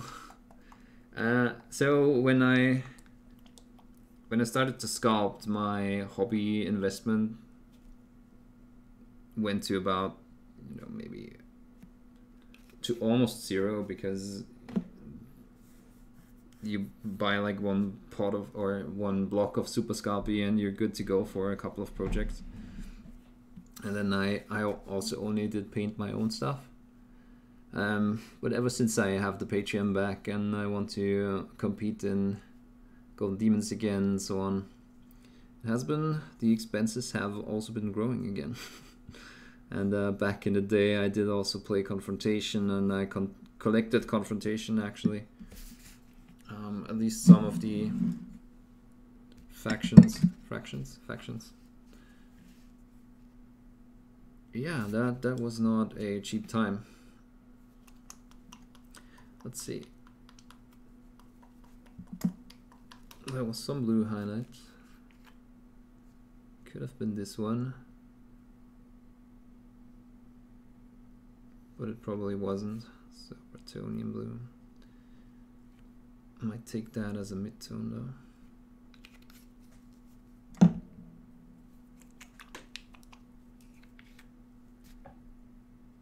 Nope, that was definitely not in there. Let's put that away. I need to start writing down my recipes, honestly. Australia is the death world part of Terra.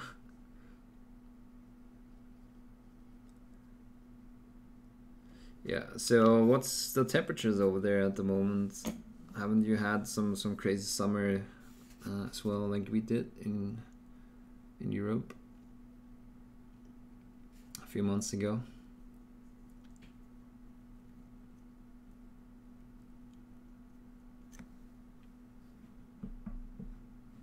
Oh, 30 Miniatures hooked us up with his stuff. Yeah, so for first sculpt, I'm really liking it. Since it's your first bust, that was some pretty good quality. I like the paint job too. Seems like in some parts you kind of wanted to finish it. Or maybe...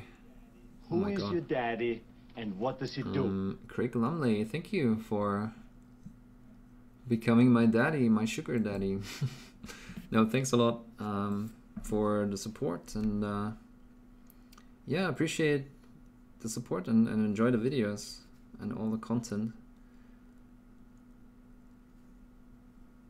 I'm trying to upload a video earlier today, but YouTube did screw that up, and then I realized there's an editing error, so I'm going to edit that out and upload it again. So it was good that YouTube didn't manage to upload it.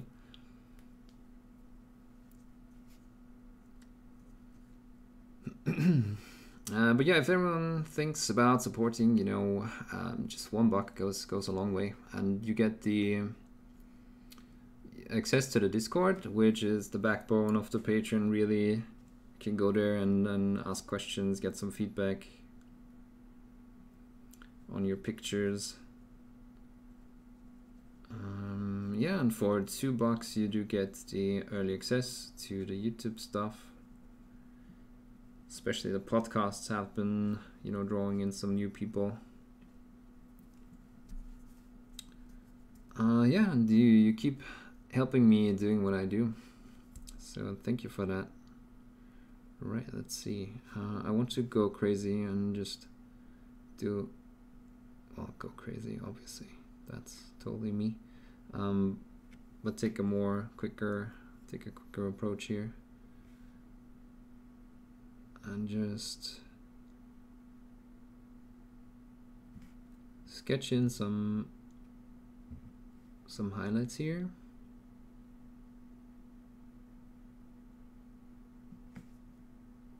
Probably need a bit of a more opaque mix.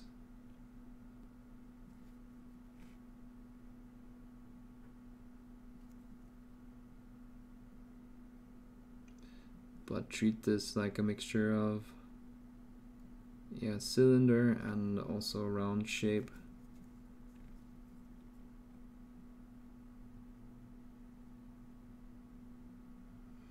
And then maybe correct it if I don't like it. I've also come back to the hobby recently after a long break from painting. The costs add up quickly, yeah, especially for, you know.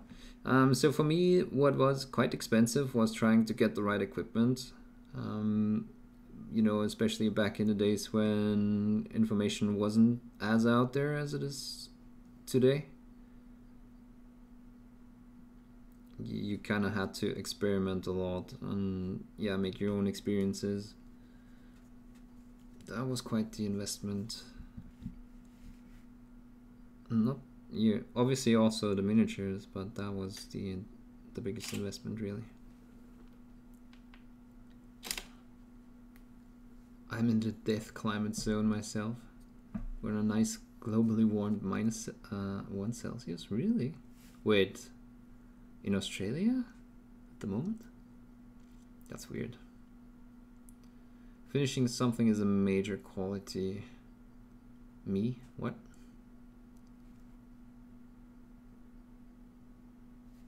Yeah, finishing stuff is overrated.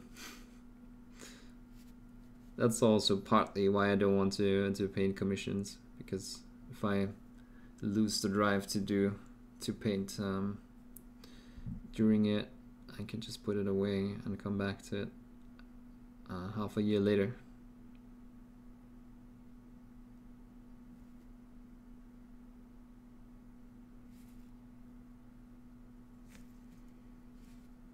May I ask why you've done the chest eagle with metallics? I wanted to try. I had an idea about, you know, trying to get a lot of color into the eagle,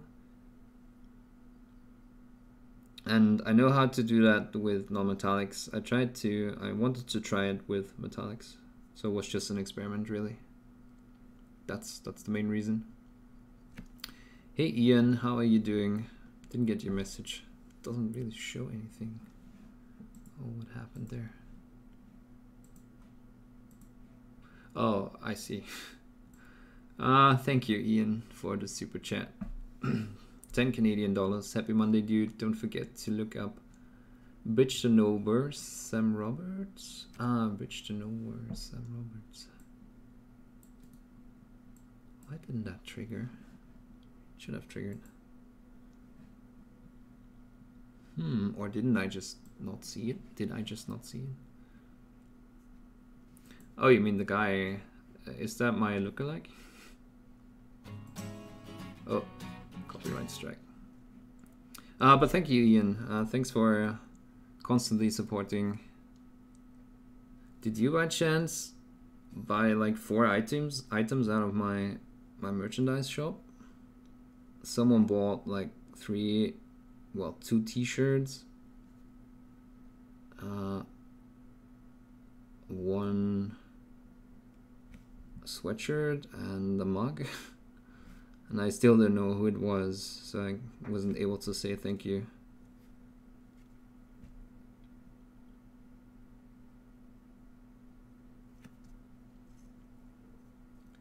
Yeah, my doppelganger. Okay. You're welcome, Aberration. I'm still a casual lurker. Oh, because, okay. Yeah, I mean, obviously,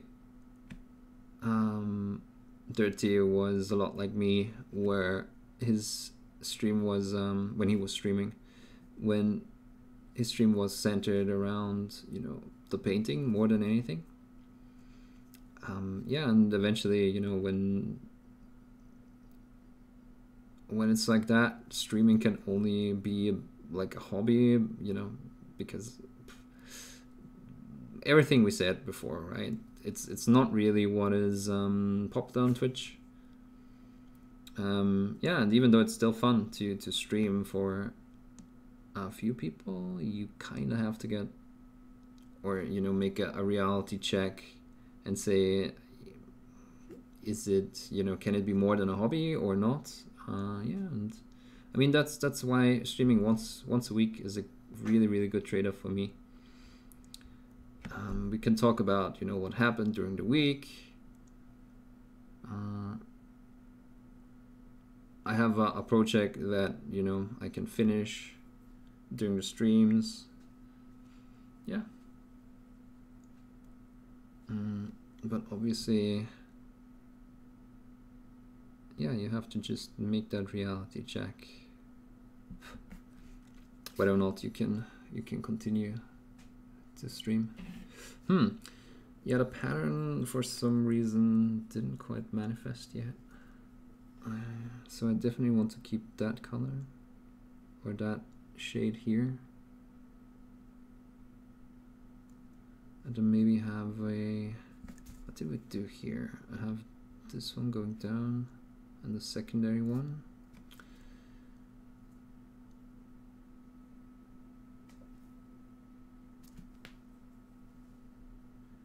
Maybe let's not make this one as far down.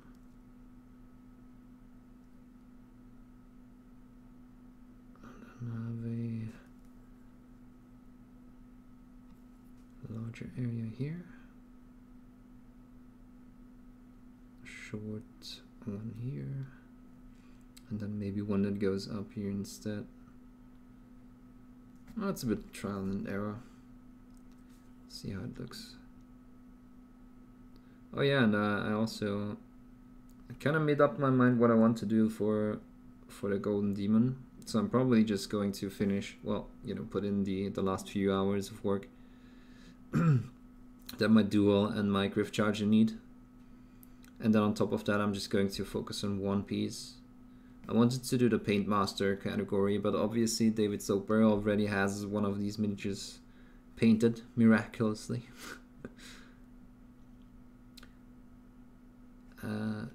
Yeah. So I probably don't want to compete against that, to be honest. What's awesome about me streaming, I can watch you on my TV. Well, there you go. Good night, Miro. Thanks for popping in. Not yet, it's coming. I want a shirt. I'm waiting for you to put up a non-metallic gold metal project for a bit so I can get my hands. Ah, good to know, good to know. But yeah, it was not a suggestion to buy something. It was just, you know, since you are supporting me a lot, I thought maybe you were the one that did. And like I said, I basically just want to say thank you to whoever did order like 4 pieces. That's about as much as has been ordered during the whole last year. I'm not quite sure if this is working. Maybe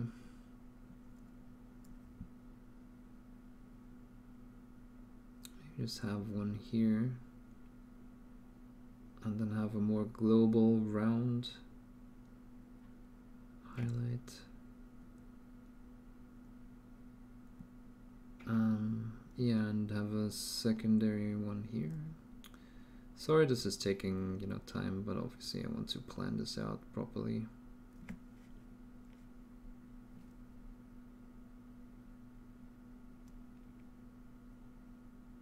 Also, which side is going to be covered by a freehand anyway? It's probably going to be this one.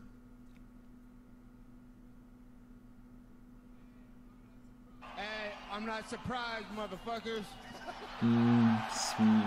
Smith Tuga, thanks for joining the community. Welcome. Bed is for the weak. Oh yeah, I always say that, and then I didn't go to sleep for, you know, longer than 3 hours per night, and on the 3rd day I'm like, yeah, you know what, sleep is actually not that bad. Not that bad.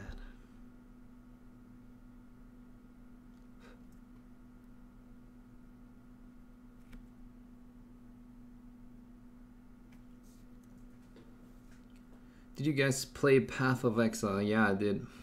Yesterday during the workshop I was wearing my Path of Exile shirt because that was the only black t-shirt I own. And I don't know, just felt like wearing black yesterday. That's so odd. Yeah, I did, but it was too much of a time sink. And I like to play hardcore, but I'm not good enough for hardcore, so I also died at like level 65, and then I had to redo my character, blah, blah, blah, blah, blah. So yeah, it was just not a good idea to keep playing that.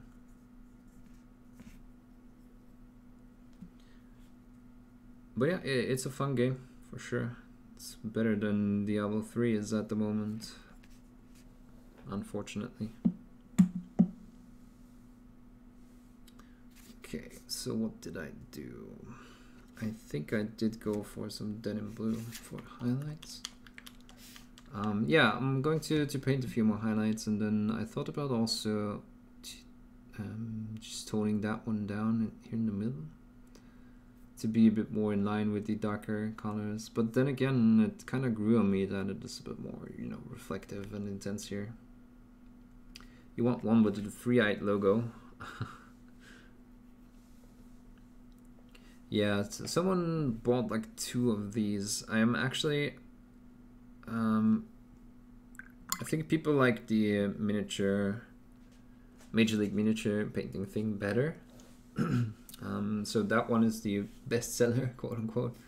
Then there's the logo one, and some people have also been buying the Pro Painter t-shirt. That one also has potential, I think, especially with the meme, with the YouTube meme, no, with the eBay meme, sorry. I cannot animate you to start with me in the new league. No, sorry, no time. I need to do the Patreon stuff, then I need to finish some sculpts, and then I, you know, obviously also want to spend time with my girlfriend and so on. Yeah.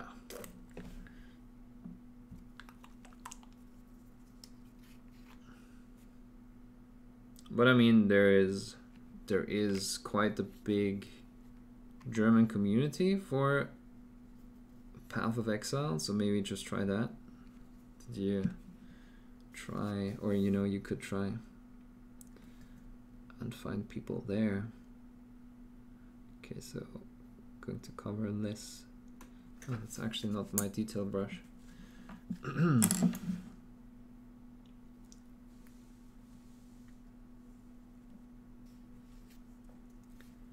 Going to cover less in this area with this one.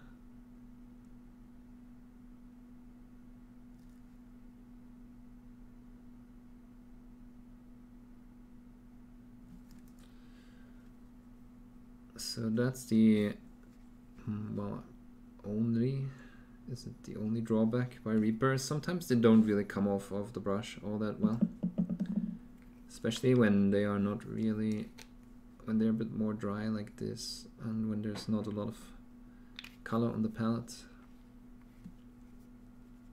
Let's see if this is better.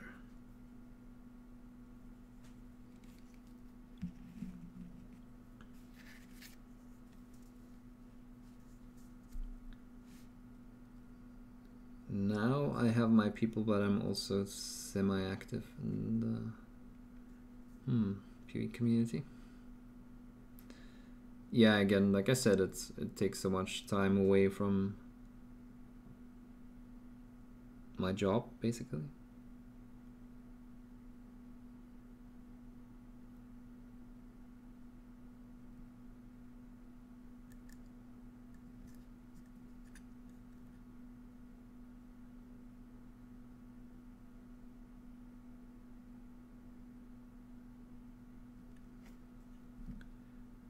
Okay, and I actually don't care that much if it's too rough at this point, because the glazes that I'm going to put over are going to, yeah, put it in line again.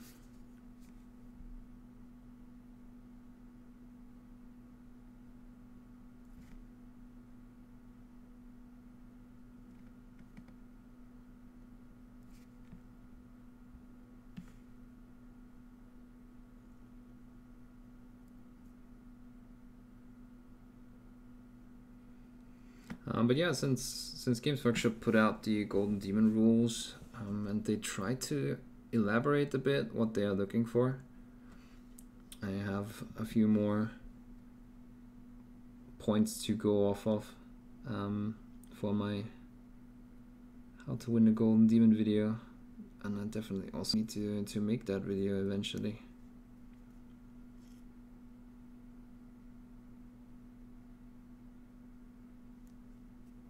So probably going to try and do that for the beginning of March.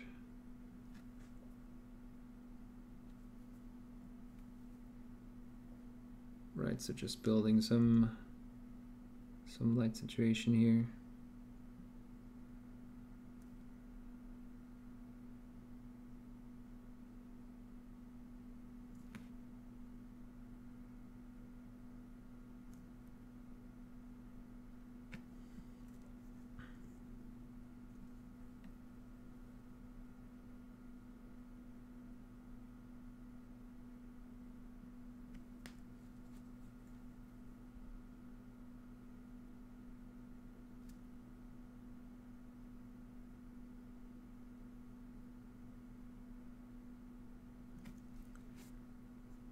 think all that being behind on chat didn't work or didn't help with people participating in the chat. So sorry again for that.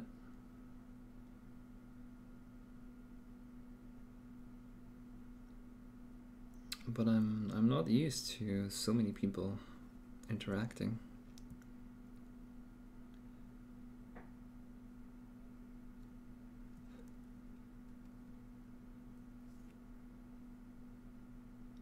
But you know, obviously, when you want to help a streamer out, be active in chat. That's the single best, especially when people are interactive, right, and are interacting with chat a lot. That's the single best way to support your favorite streamer.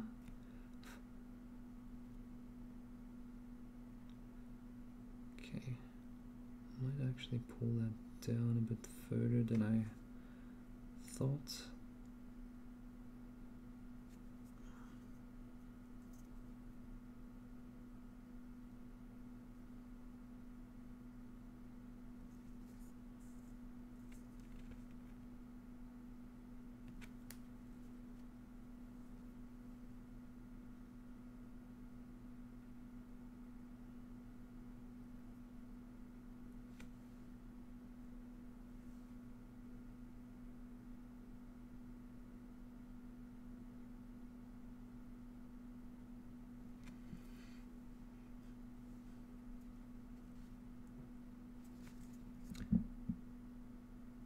This might be a bit too complicated of a shape, but again, I want to try doing that.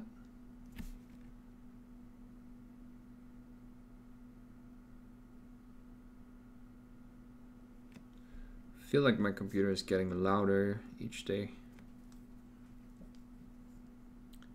Probably won't get around getting an upgrade sooner or later.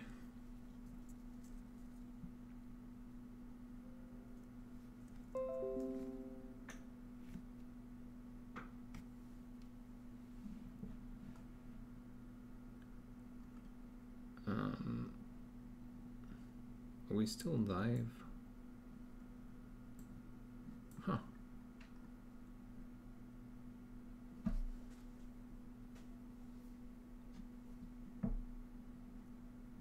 Should be. Weird.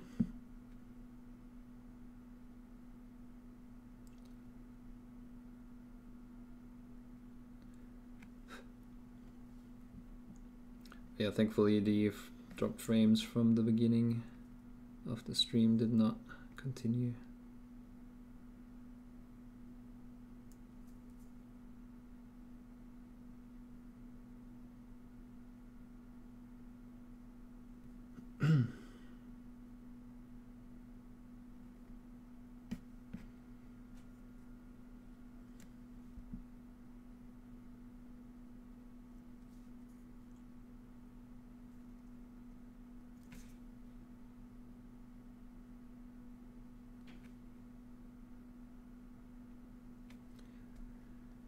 Who's my favorite miniature painter on Twitch? Are you trying to, you know, instigate something? I mean, there's, you know, it's so hard to tell because obviously some people are not, you know, they are streaming to be entertainers who paint miniatures, and a lot of them also, you know, mainly paint their commissions on stream, so it's kind of hard to answer that question as in who is my favorite painter, right? I guess that makes sense. It's kind of hard to say that, but I used to watch Seinfeld a lot.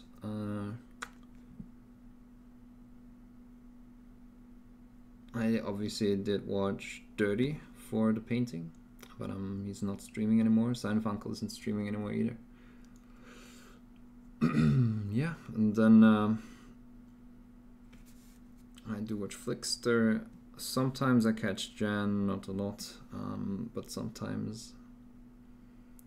But I also, so when I when I edit, which is basically most of the time. I'm usually watching YouTube podcasts, and I can't really watch Twitch, so unfortunately it's also kind of hard to comment on that because of this.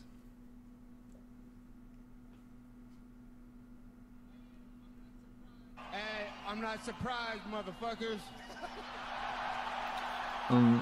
Atilea, thanks for joining the community. Welcome to the stream. Who's my favorite miniature painter? I feel that's also a hard question to answer. There's so many and so many different styles.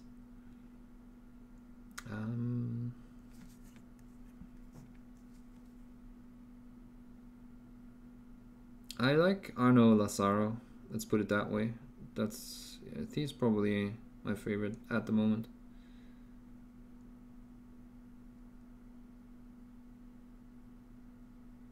Because he has taken a lot of the stuff that the Spanish have been doing, and he has made it smooth again. So that's yeah, that's why I like him.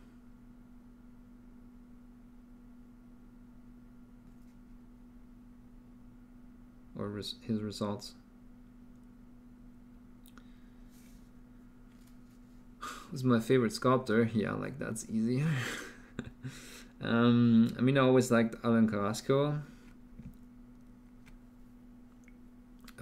He has kinda influenced my style a lot. Who else? I mean, Latour obviously is the best sculptor in the miniature world, both in digital, 3D digital, and analog. Yeah, those two.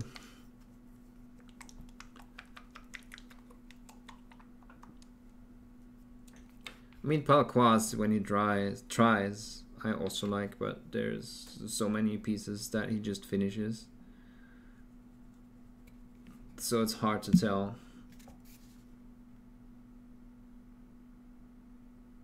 Or not hard to tell, but, you know, hard to put him in that same category with, for example, Latour, who always just produces the quality or the best quality.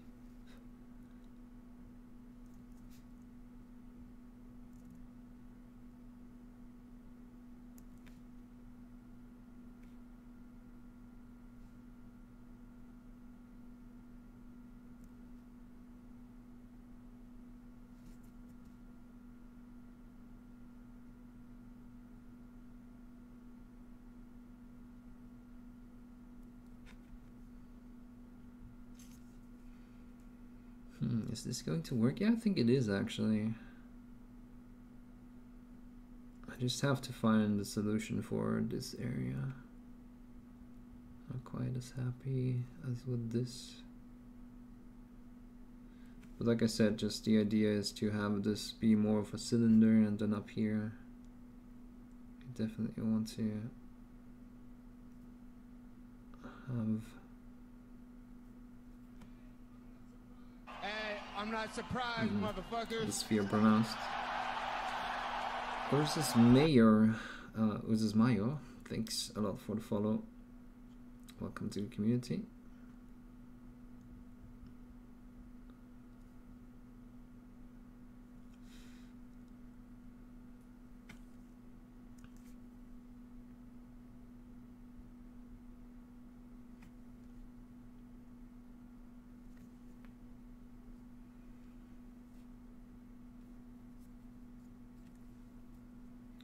I don't remember, did I use some white here? Probably not white, but some off-white. Yeah, I did use some off-white. Let me just quickly find that. It's either ghost white or leather white. I also have some other. Let's see, I'll put both on the palette. Do I like Flame On? Yeah, I do like his results. It's not a style I would paint in, because what he does is basically yeah, just like I did here, but he just paints these lines everywhere, and that's how he does his gradients, and I'm not quite a fan of that style, but his results obviously look spectacular. I wouldn't paint that way, but again, I would also not paint like Bahoon, and his results obviously are good, are really awesome. Yeah, I mean, you can like a lot of styles, right? Even if you don't really feel like painting them.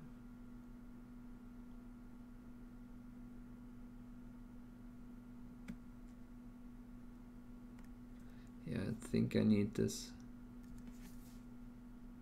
part a bit wider as far as the layers below that go.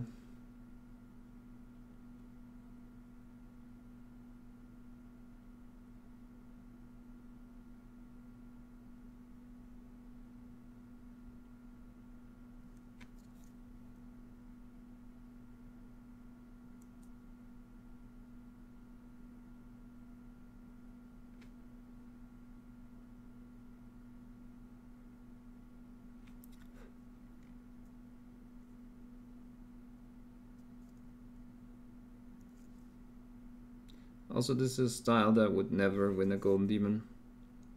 Because, what is this? What are you painting there? Please only highlight edges, so we know what's going on, thanks.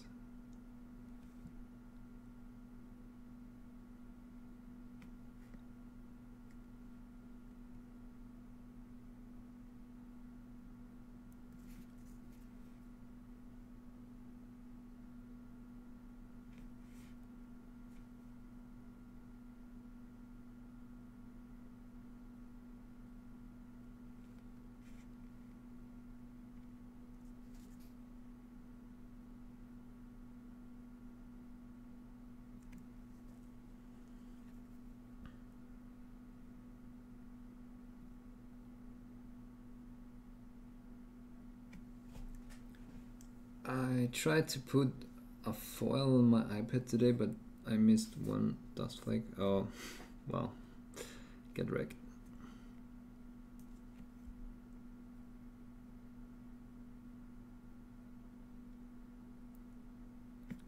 Just realized that Kane does not stream. Ah, oh yeah, that's true. I mean, you know, it's the same again. At a certain point, when you don't really get a growing audience, are you going to keep going, or do you reevaluate and say, yeah, it was fun, it was a good hobby for a while,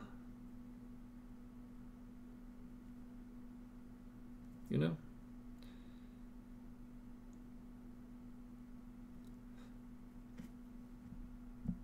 I mean, he's still painting, so it's all good.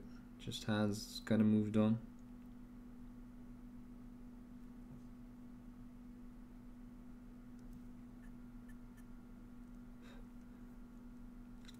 He kind of had the same problem as me, right? But he was always trying to push showcase. So obviously, yeah, that's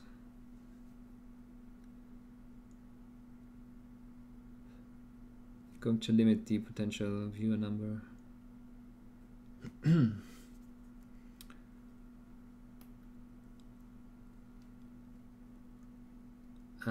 Just back from Dublin. What did you do there?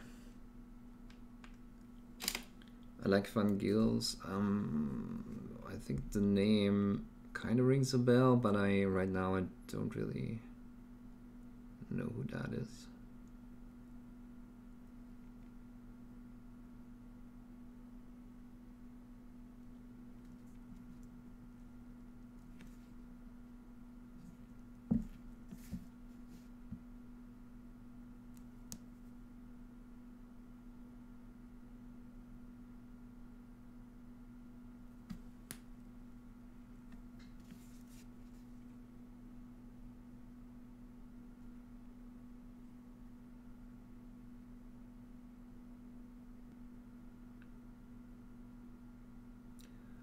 eating before the stream and I'm already hungry again. What is this?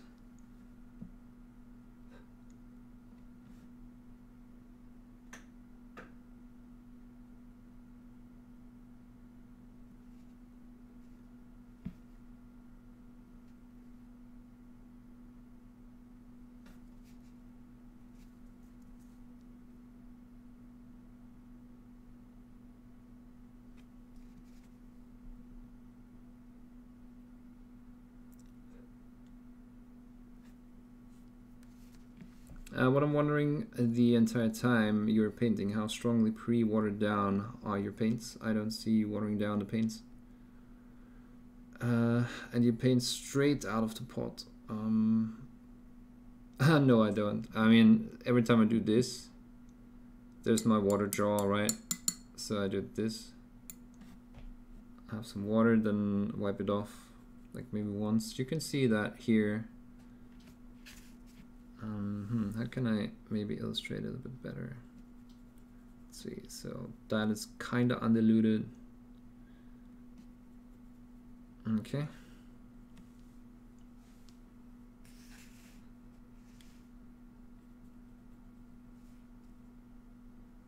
Wait, let's mix a bit more.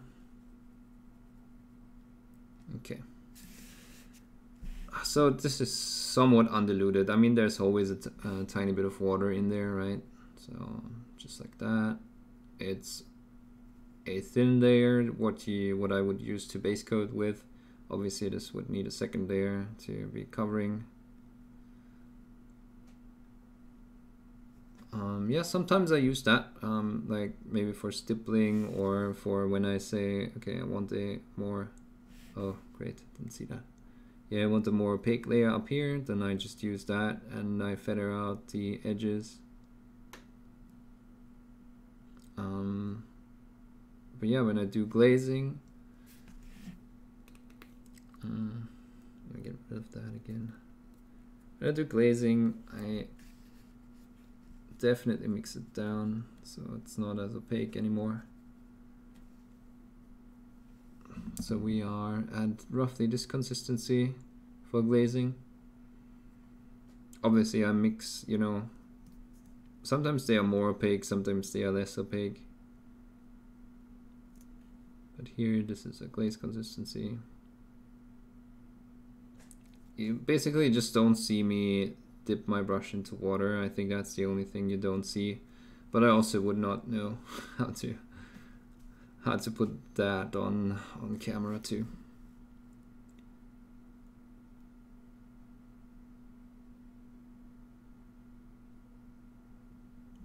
But yeah, I do have I have a YouTube video on glazing, and obviously I have my Patreon series on my basics where I do explain that as well. How much I dilute my colors and why and so on.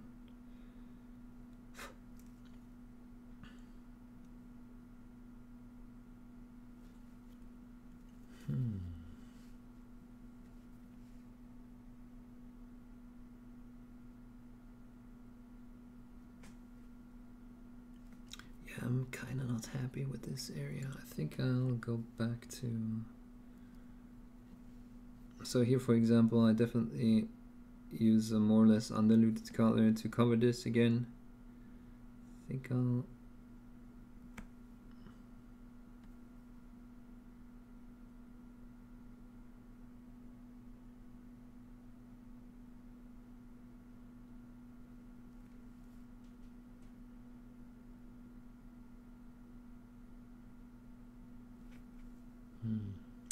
Not quite sure. Maybe have this come down this. Let's do this.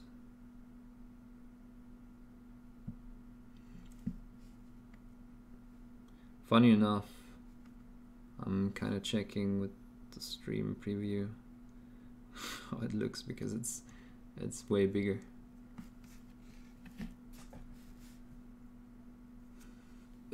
Hey Tara. I didn't use the wet palette and I couldn't translate that motion on your palette. Okay. Yeah, I mean, since glazing is so important for me, I'm not really using, you know, a bought palette where you can say my paint stays wet for days. I don't use any of these, but it still keeps the paint wet for a session, and it definitely helps with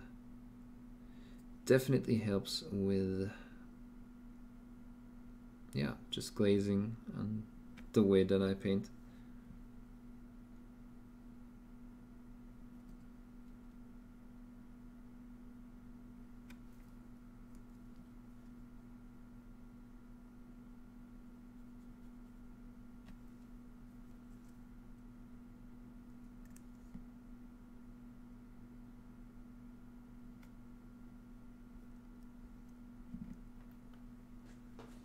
Hey Napster. Rogue Robot Bus just turned up the other day. It's really nice. Thank you. Did you have any trouble ordering it? Hopefully not. But yeah, I need to paint my second one. I always have a copy. Oops. See here, I can show it like this.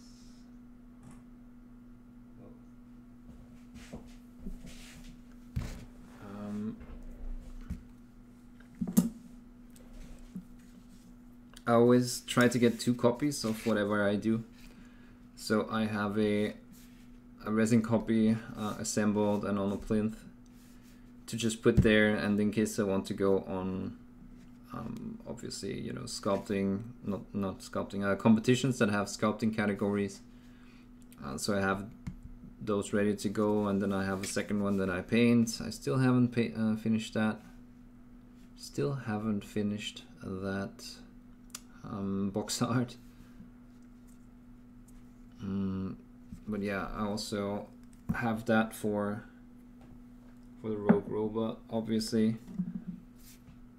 So I have a painted one and one that is just assembled and sits on a plinth. Yeah, but I really want to paint the second one too. It's just so much fun. I already had an idea for the other scarf. The only thing I struggle with, so I think if I had to do it a second time, I would probably do everything a bit darker, and by everything I mean the faceplate and all that. A bit more like the rubber parts here below his chin and in the neck. Do something like that probably on the second one, a bit darker.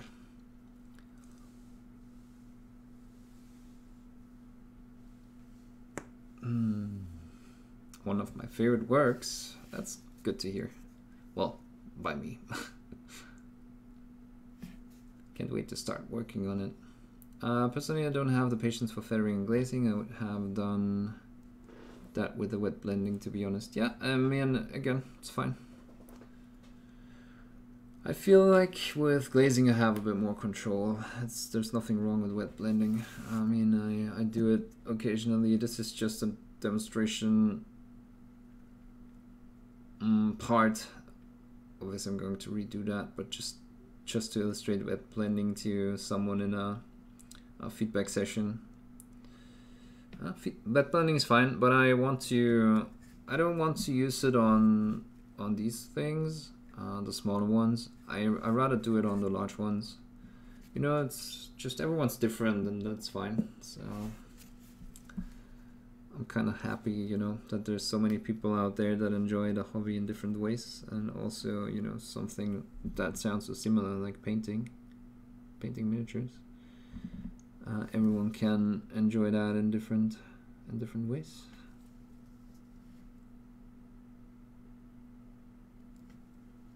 That's why this hobby is so great.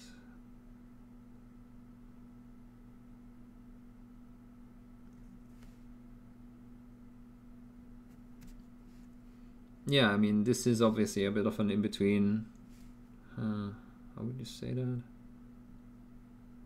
So this is obviously not a piece that I will enter in a golden demon, because I would be using my magnifying glasses and be like that. I'd be even more meticulous. But yeah, I still want to have a smooth result.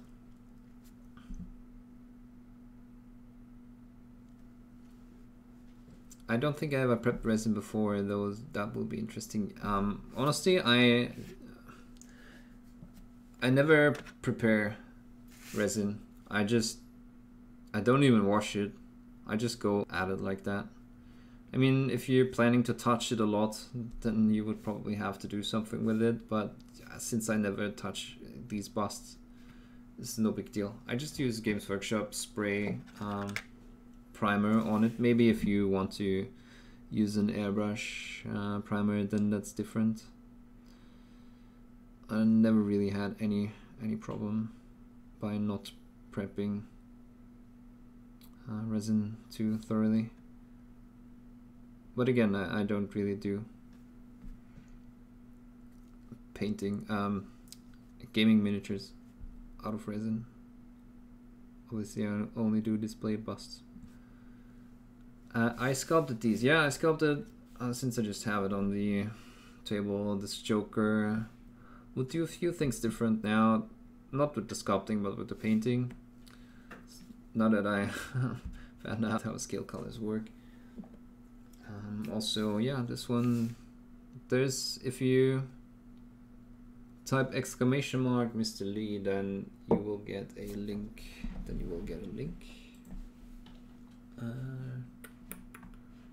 Where am I? Where's my chat window?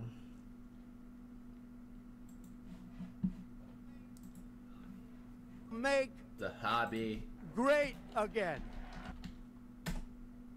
There you go. Fossy81, thanks a lot for joining the All-Star team. Thank you for subscribing.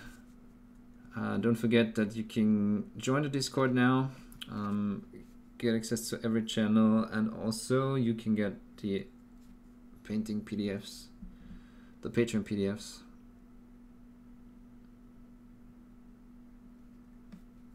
So enjoy these. Yeah, if anyone's interested, you know, maybe you have a Prime subscription free at the moment, why not try it out? You can get, like I said, my painting guides that are usually Patreon only, basically for free, and I think there's now 5 of them online on the Discord server. So that's, you know, for basically nothing. Pretty good, I would say. Okay, now the question is, how light do I want to go? Exclamation mark. Mr. Lee, are you mocking me? Have you ever tried doing it to a white model? Well, I'm way behind on that, sorry. Dujma89? What exactly do you mean? Have I tried doing it on a white model?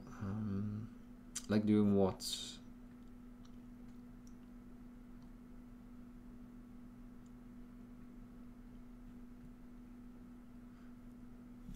Hey Ludovico. So clean. Yeah, kinda. So for me, painting always comes and goes in waves. Sometimes I just want to have fun, you know, slapping paint on a miniature. And sometimes I really want to take my time and work on my blends.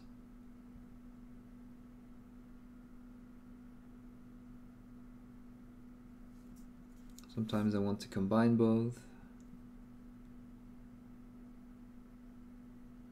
Just whatever is fun in the moment is fine.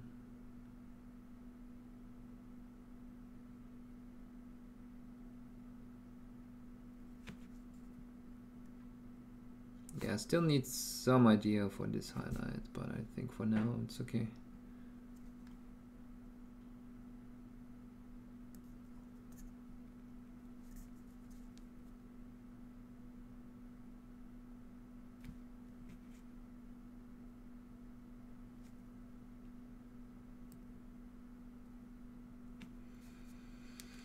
Hey the Marcello. It's the first time I'm watching your live stream by a YouTube suggestion, and let me tell you, you're really good in skill painter. Thank you. Don't forget to follow if you haven't. Hey Leander, what do you think of priming only with the development crack blue? Yeah, I mean, depends on what you want to achieve. In the end, I guess you could even paint a competition piece off of it if you know, just invested a lot of time on top of that.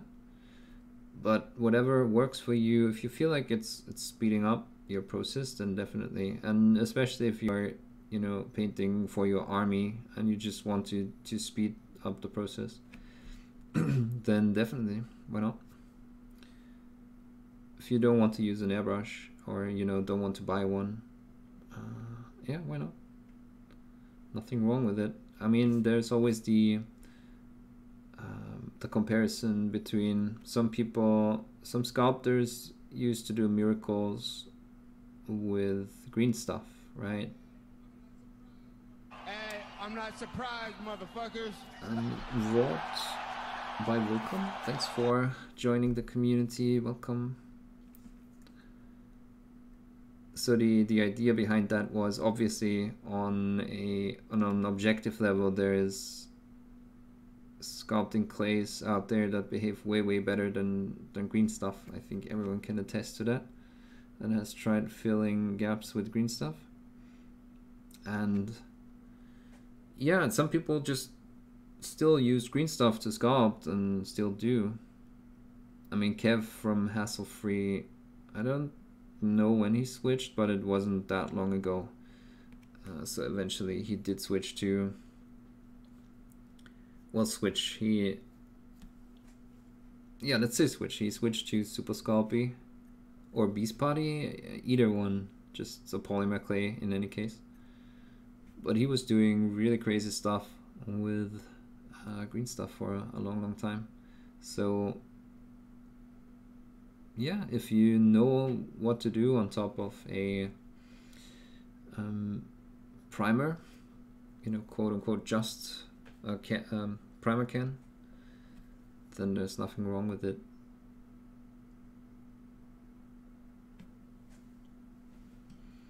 Didn't know you had that sculpting talent. Thanks. Yeah, that's the problem, right? Having both interests, like having the painting interest and obviously having the painting Patreon, and yeah, wanting to sculpt. It's just not enough time in the day. Not enough time in the day.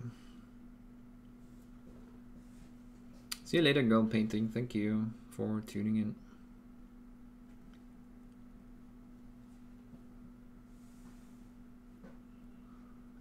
Glazing, tried to do it but never gives an effect like other colors, like red, blue, or yellow. Oh, glazing. Ah, gotcha. Yeah, so I would need to know what approach you took. Typically, when you want to paint white, you start off of a gray. You know, it can be a blue gray, a neutral gray, something like that, and then just make your way up with white, and just use white on the edges and the upper corners, or the edges that face up. Also, white is not the most simple color to glaze. Obviously, you will get chalky results, but yeah, I know how to do it for sure. I'm kind of trying to remember what I did. I mean, this is maybe not the best example since it's painted with texture, but here you see it. So I basically wanted to have a really bright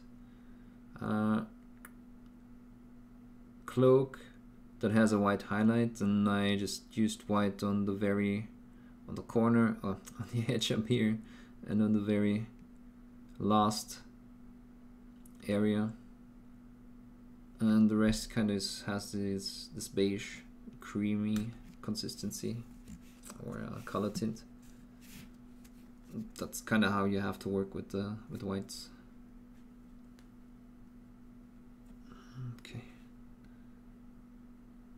Need to pull this down a bit more.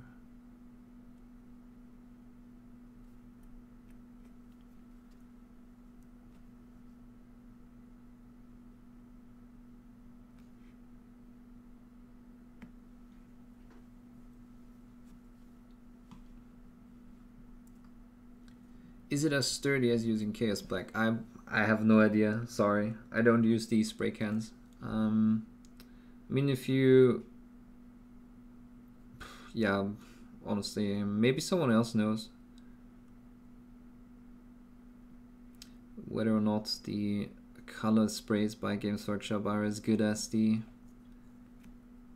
black and white base coats. I mean, I would guess so. They're probably the same formula. I don't know why they would change the formula for those.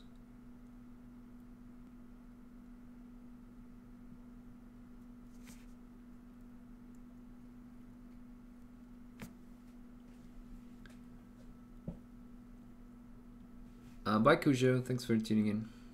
It's a primer, so yeah, it's as sturdy as Chaos Black. Oh, there you go. I use lead Belcher primer for my vehicle to avoid painting all the metals by hand. Ah, that makes sense. Wait, are they doing metallic sprays? I didn't know that. But yeah, obviously that's a good idea or a good thing to have.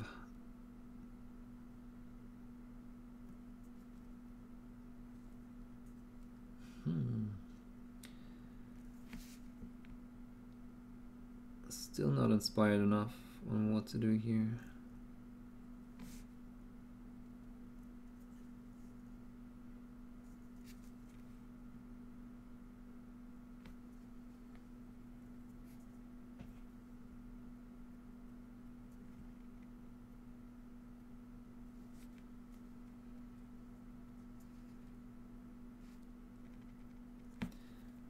Yeah, I'll do one last highlight.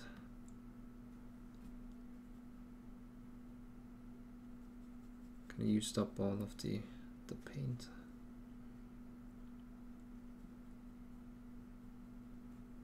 So let's get that. Golden lead Belcher, but it's expensive. I see. Yeah, so I was going to say, but it's going to last you a while, isn't it? But then again, I wouldn't know because I only base coat like 10, 12, 13 miniatures per year.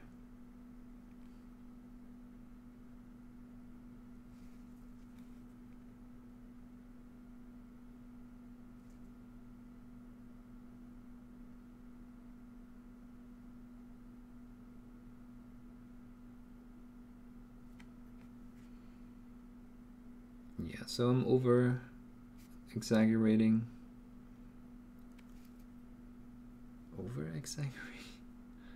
I'm exaggerating the highlights here a bit because, like I said, I'm probably going to apply glaze consistency wash on top of that, so just a filter to tone everything down a bit and blend it all together.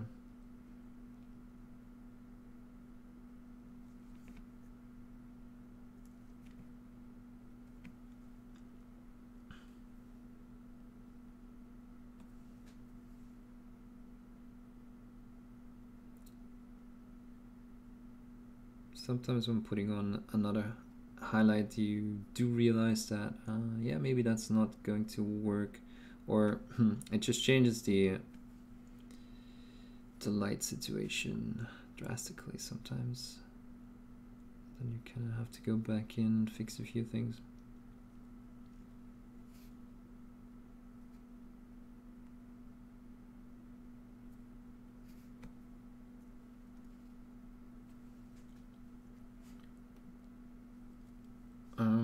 You can varnish to avoid chipping, which is what I do. I will try next time to only prime my crack blue. Hey, I'm not surprised, motherfucker. I just want my models to be sturdy as possible and don't flake off. Yeah, good idea, I guess. Also think about varnishing. Yeah, I mean, if you are painting it for gaming, definitely have to varnish, I think. The reason I'm not using varnish is because it's not going to be, you know, touched, and most of them end up on a plinth anyway. Just realized we didn't really paint any of the Noise Marine today, which was the plan. Marlo Westonfield, thanks for joining the community, welcome. But yeah, they are going to end up on plinth anyway, so they're never actually touched.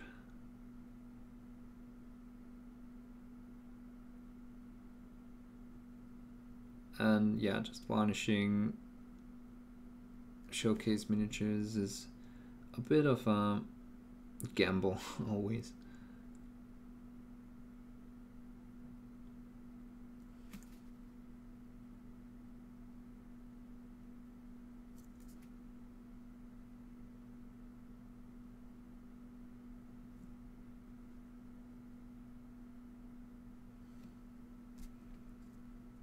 Noise Marine. Would really love to see you do one of the tall Empire suits. They mostly have straight plates. Yeah, I've been painting tall a lot during the start of my painting days. I think I'm good for a while due to that.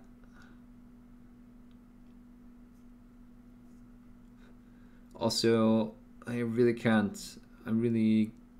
afford any other investments at the moment. I basically bought the miniatures that I'm going to paint for the Patreon, also for the games day, and yeah, I'll probably also have a few entries for the scale model challenge due to my last shopping. But yeah, I bought like 3 busts and a couple of Games Workshop pieces, and those have to be enough for the next time. Can't really afford any other investments at the moment.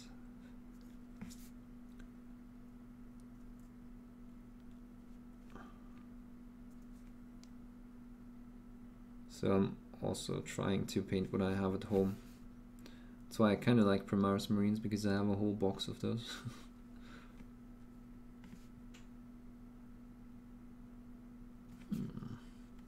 Right, so let's maybe go for the shadows. Where is it? Oh. Hey, I'm not surprised, motherfuckers. Hello, Suit. Thank you for joining the community. Welcome.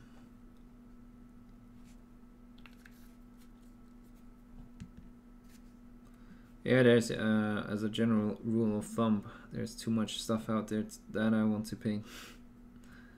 I guess everyone can kind of relate to that. Okay. So I'm going for the same intensity of a shadow color that I have down here and down here. So I'm just going to, oh wow,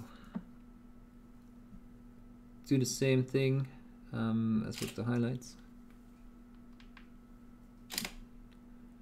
So just work on the transitions and the intensity of those shadows or those shades. It's not actually a shadow, but a darker area. Or a non-reflection area, I guess.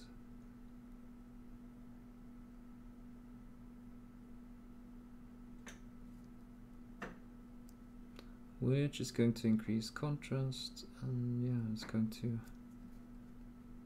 draw everything together. Well, not together, but it's going to give us the end contrast, and then I can, or you know, it gives us a contrast situation where we can then later decide whether or not to go even darker or to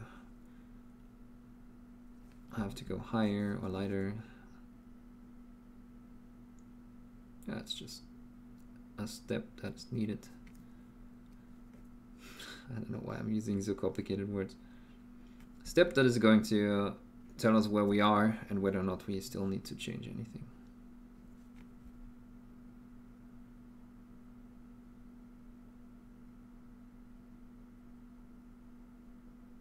And, you know, even just stippling on like light dots here and there, it's going to increase the contrast here.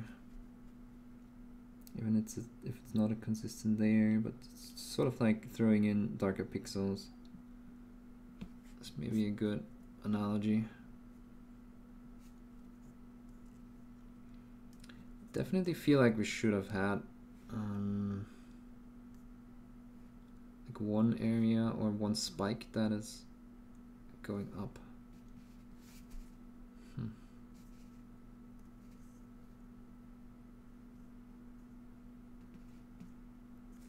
Maybe here could have been a good spot for that. We'll see. Hey Tap, you have to make the same effect of the light for the chapter emblem. Yeah, that's what I'm planning to. So I want to. Oh, good idea, or good point. So I probably don't need to go all that detailed here, since it's going to be covered for the emblem anyway, or with the emblem.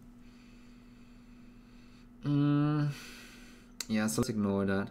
But yeah, that's the plan. So I have the same light structure on that.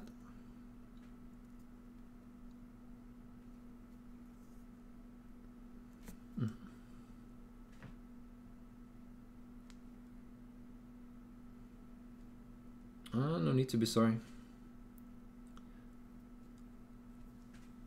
Just mean it's a good point. So I don't really.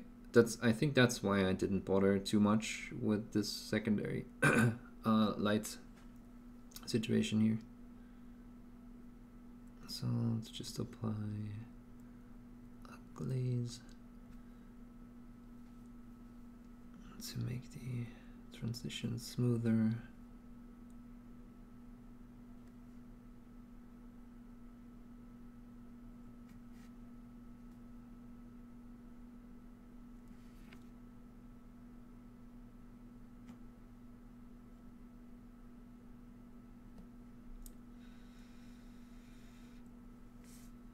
And also brings out a bit more intensity again.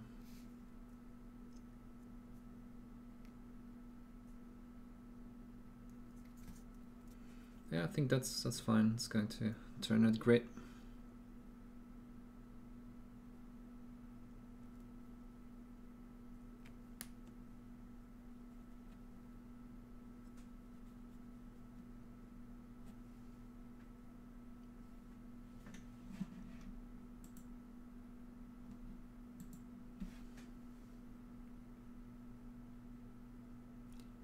So bringing some other areas in line with that intensity now.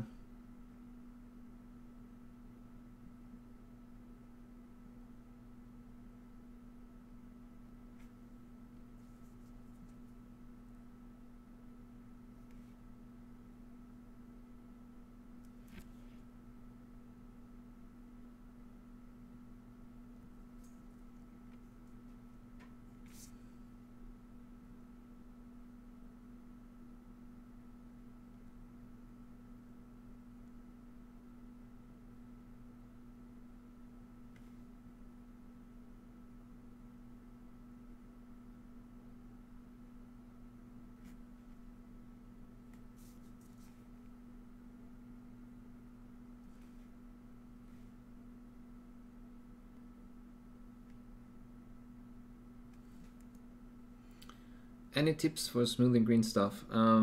Yeah, use a different material.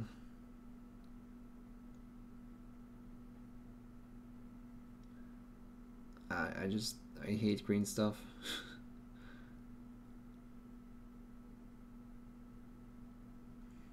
But I mean, the problem is you're never going to be able to smooth it out. So if you have if you're covering a gap like this, And with green stuff, what you have is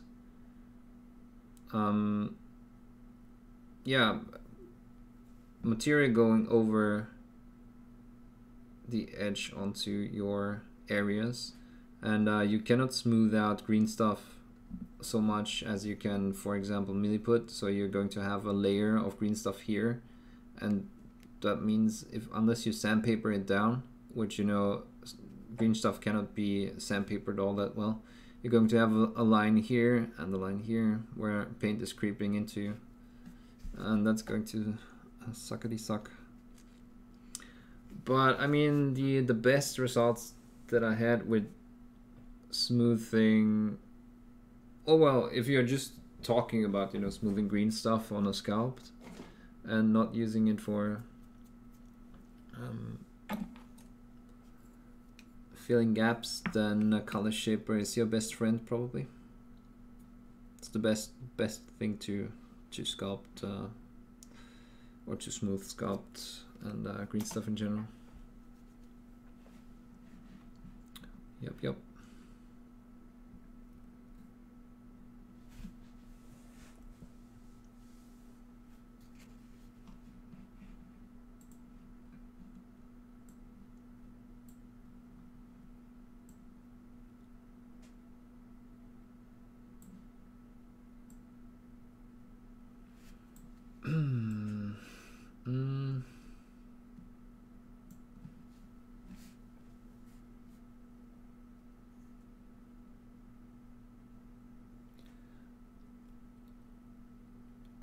Yeah, I might still invest a bit more time into this golden eagle,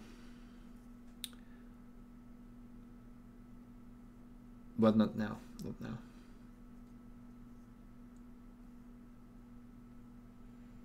Right, yeah, I think that turned out good. We can still go a bit darker since we went rather light on the highlights.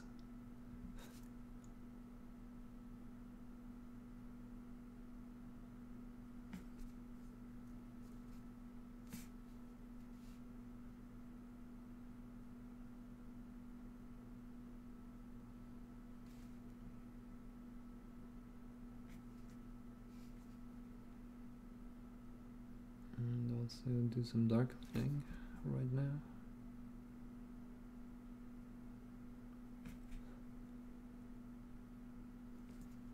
Yeah, this definitely needs a glaze because you can still see that it's a bit rough and it also swallows so much light. Almost looks a bit, yeah, it's even a bit reflective. But yeah, that just needs to be brought in line with the rest. I think I need a narder color shaper, a harder color shaper. Yeah, for green stuff, like I said, you definitely need, it won't smooth out properly until you press it like really down. Yeah, so a black color shaper is definitely going to help.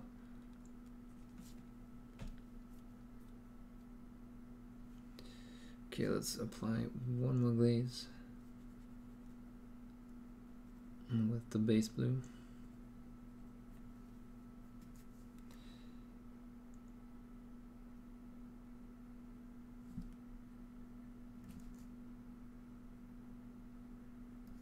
Like I said.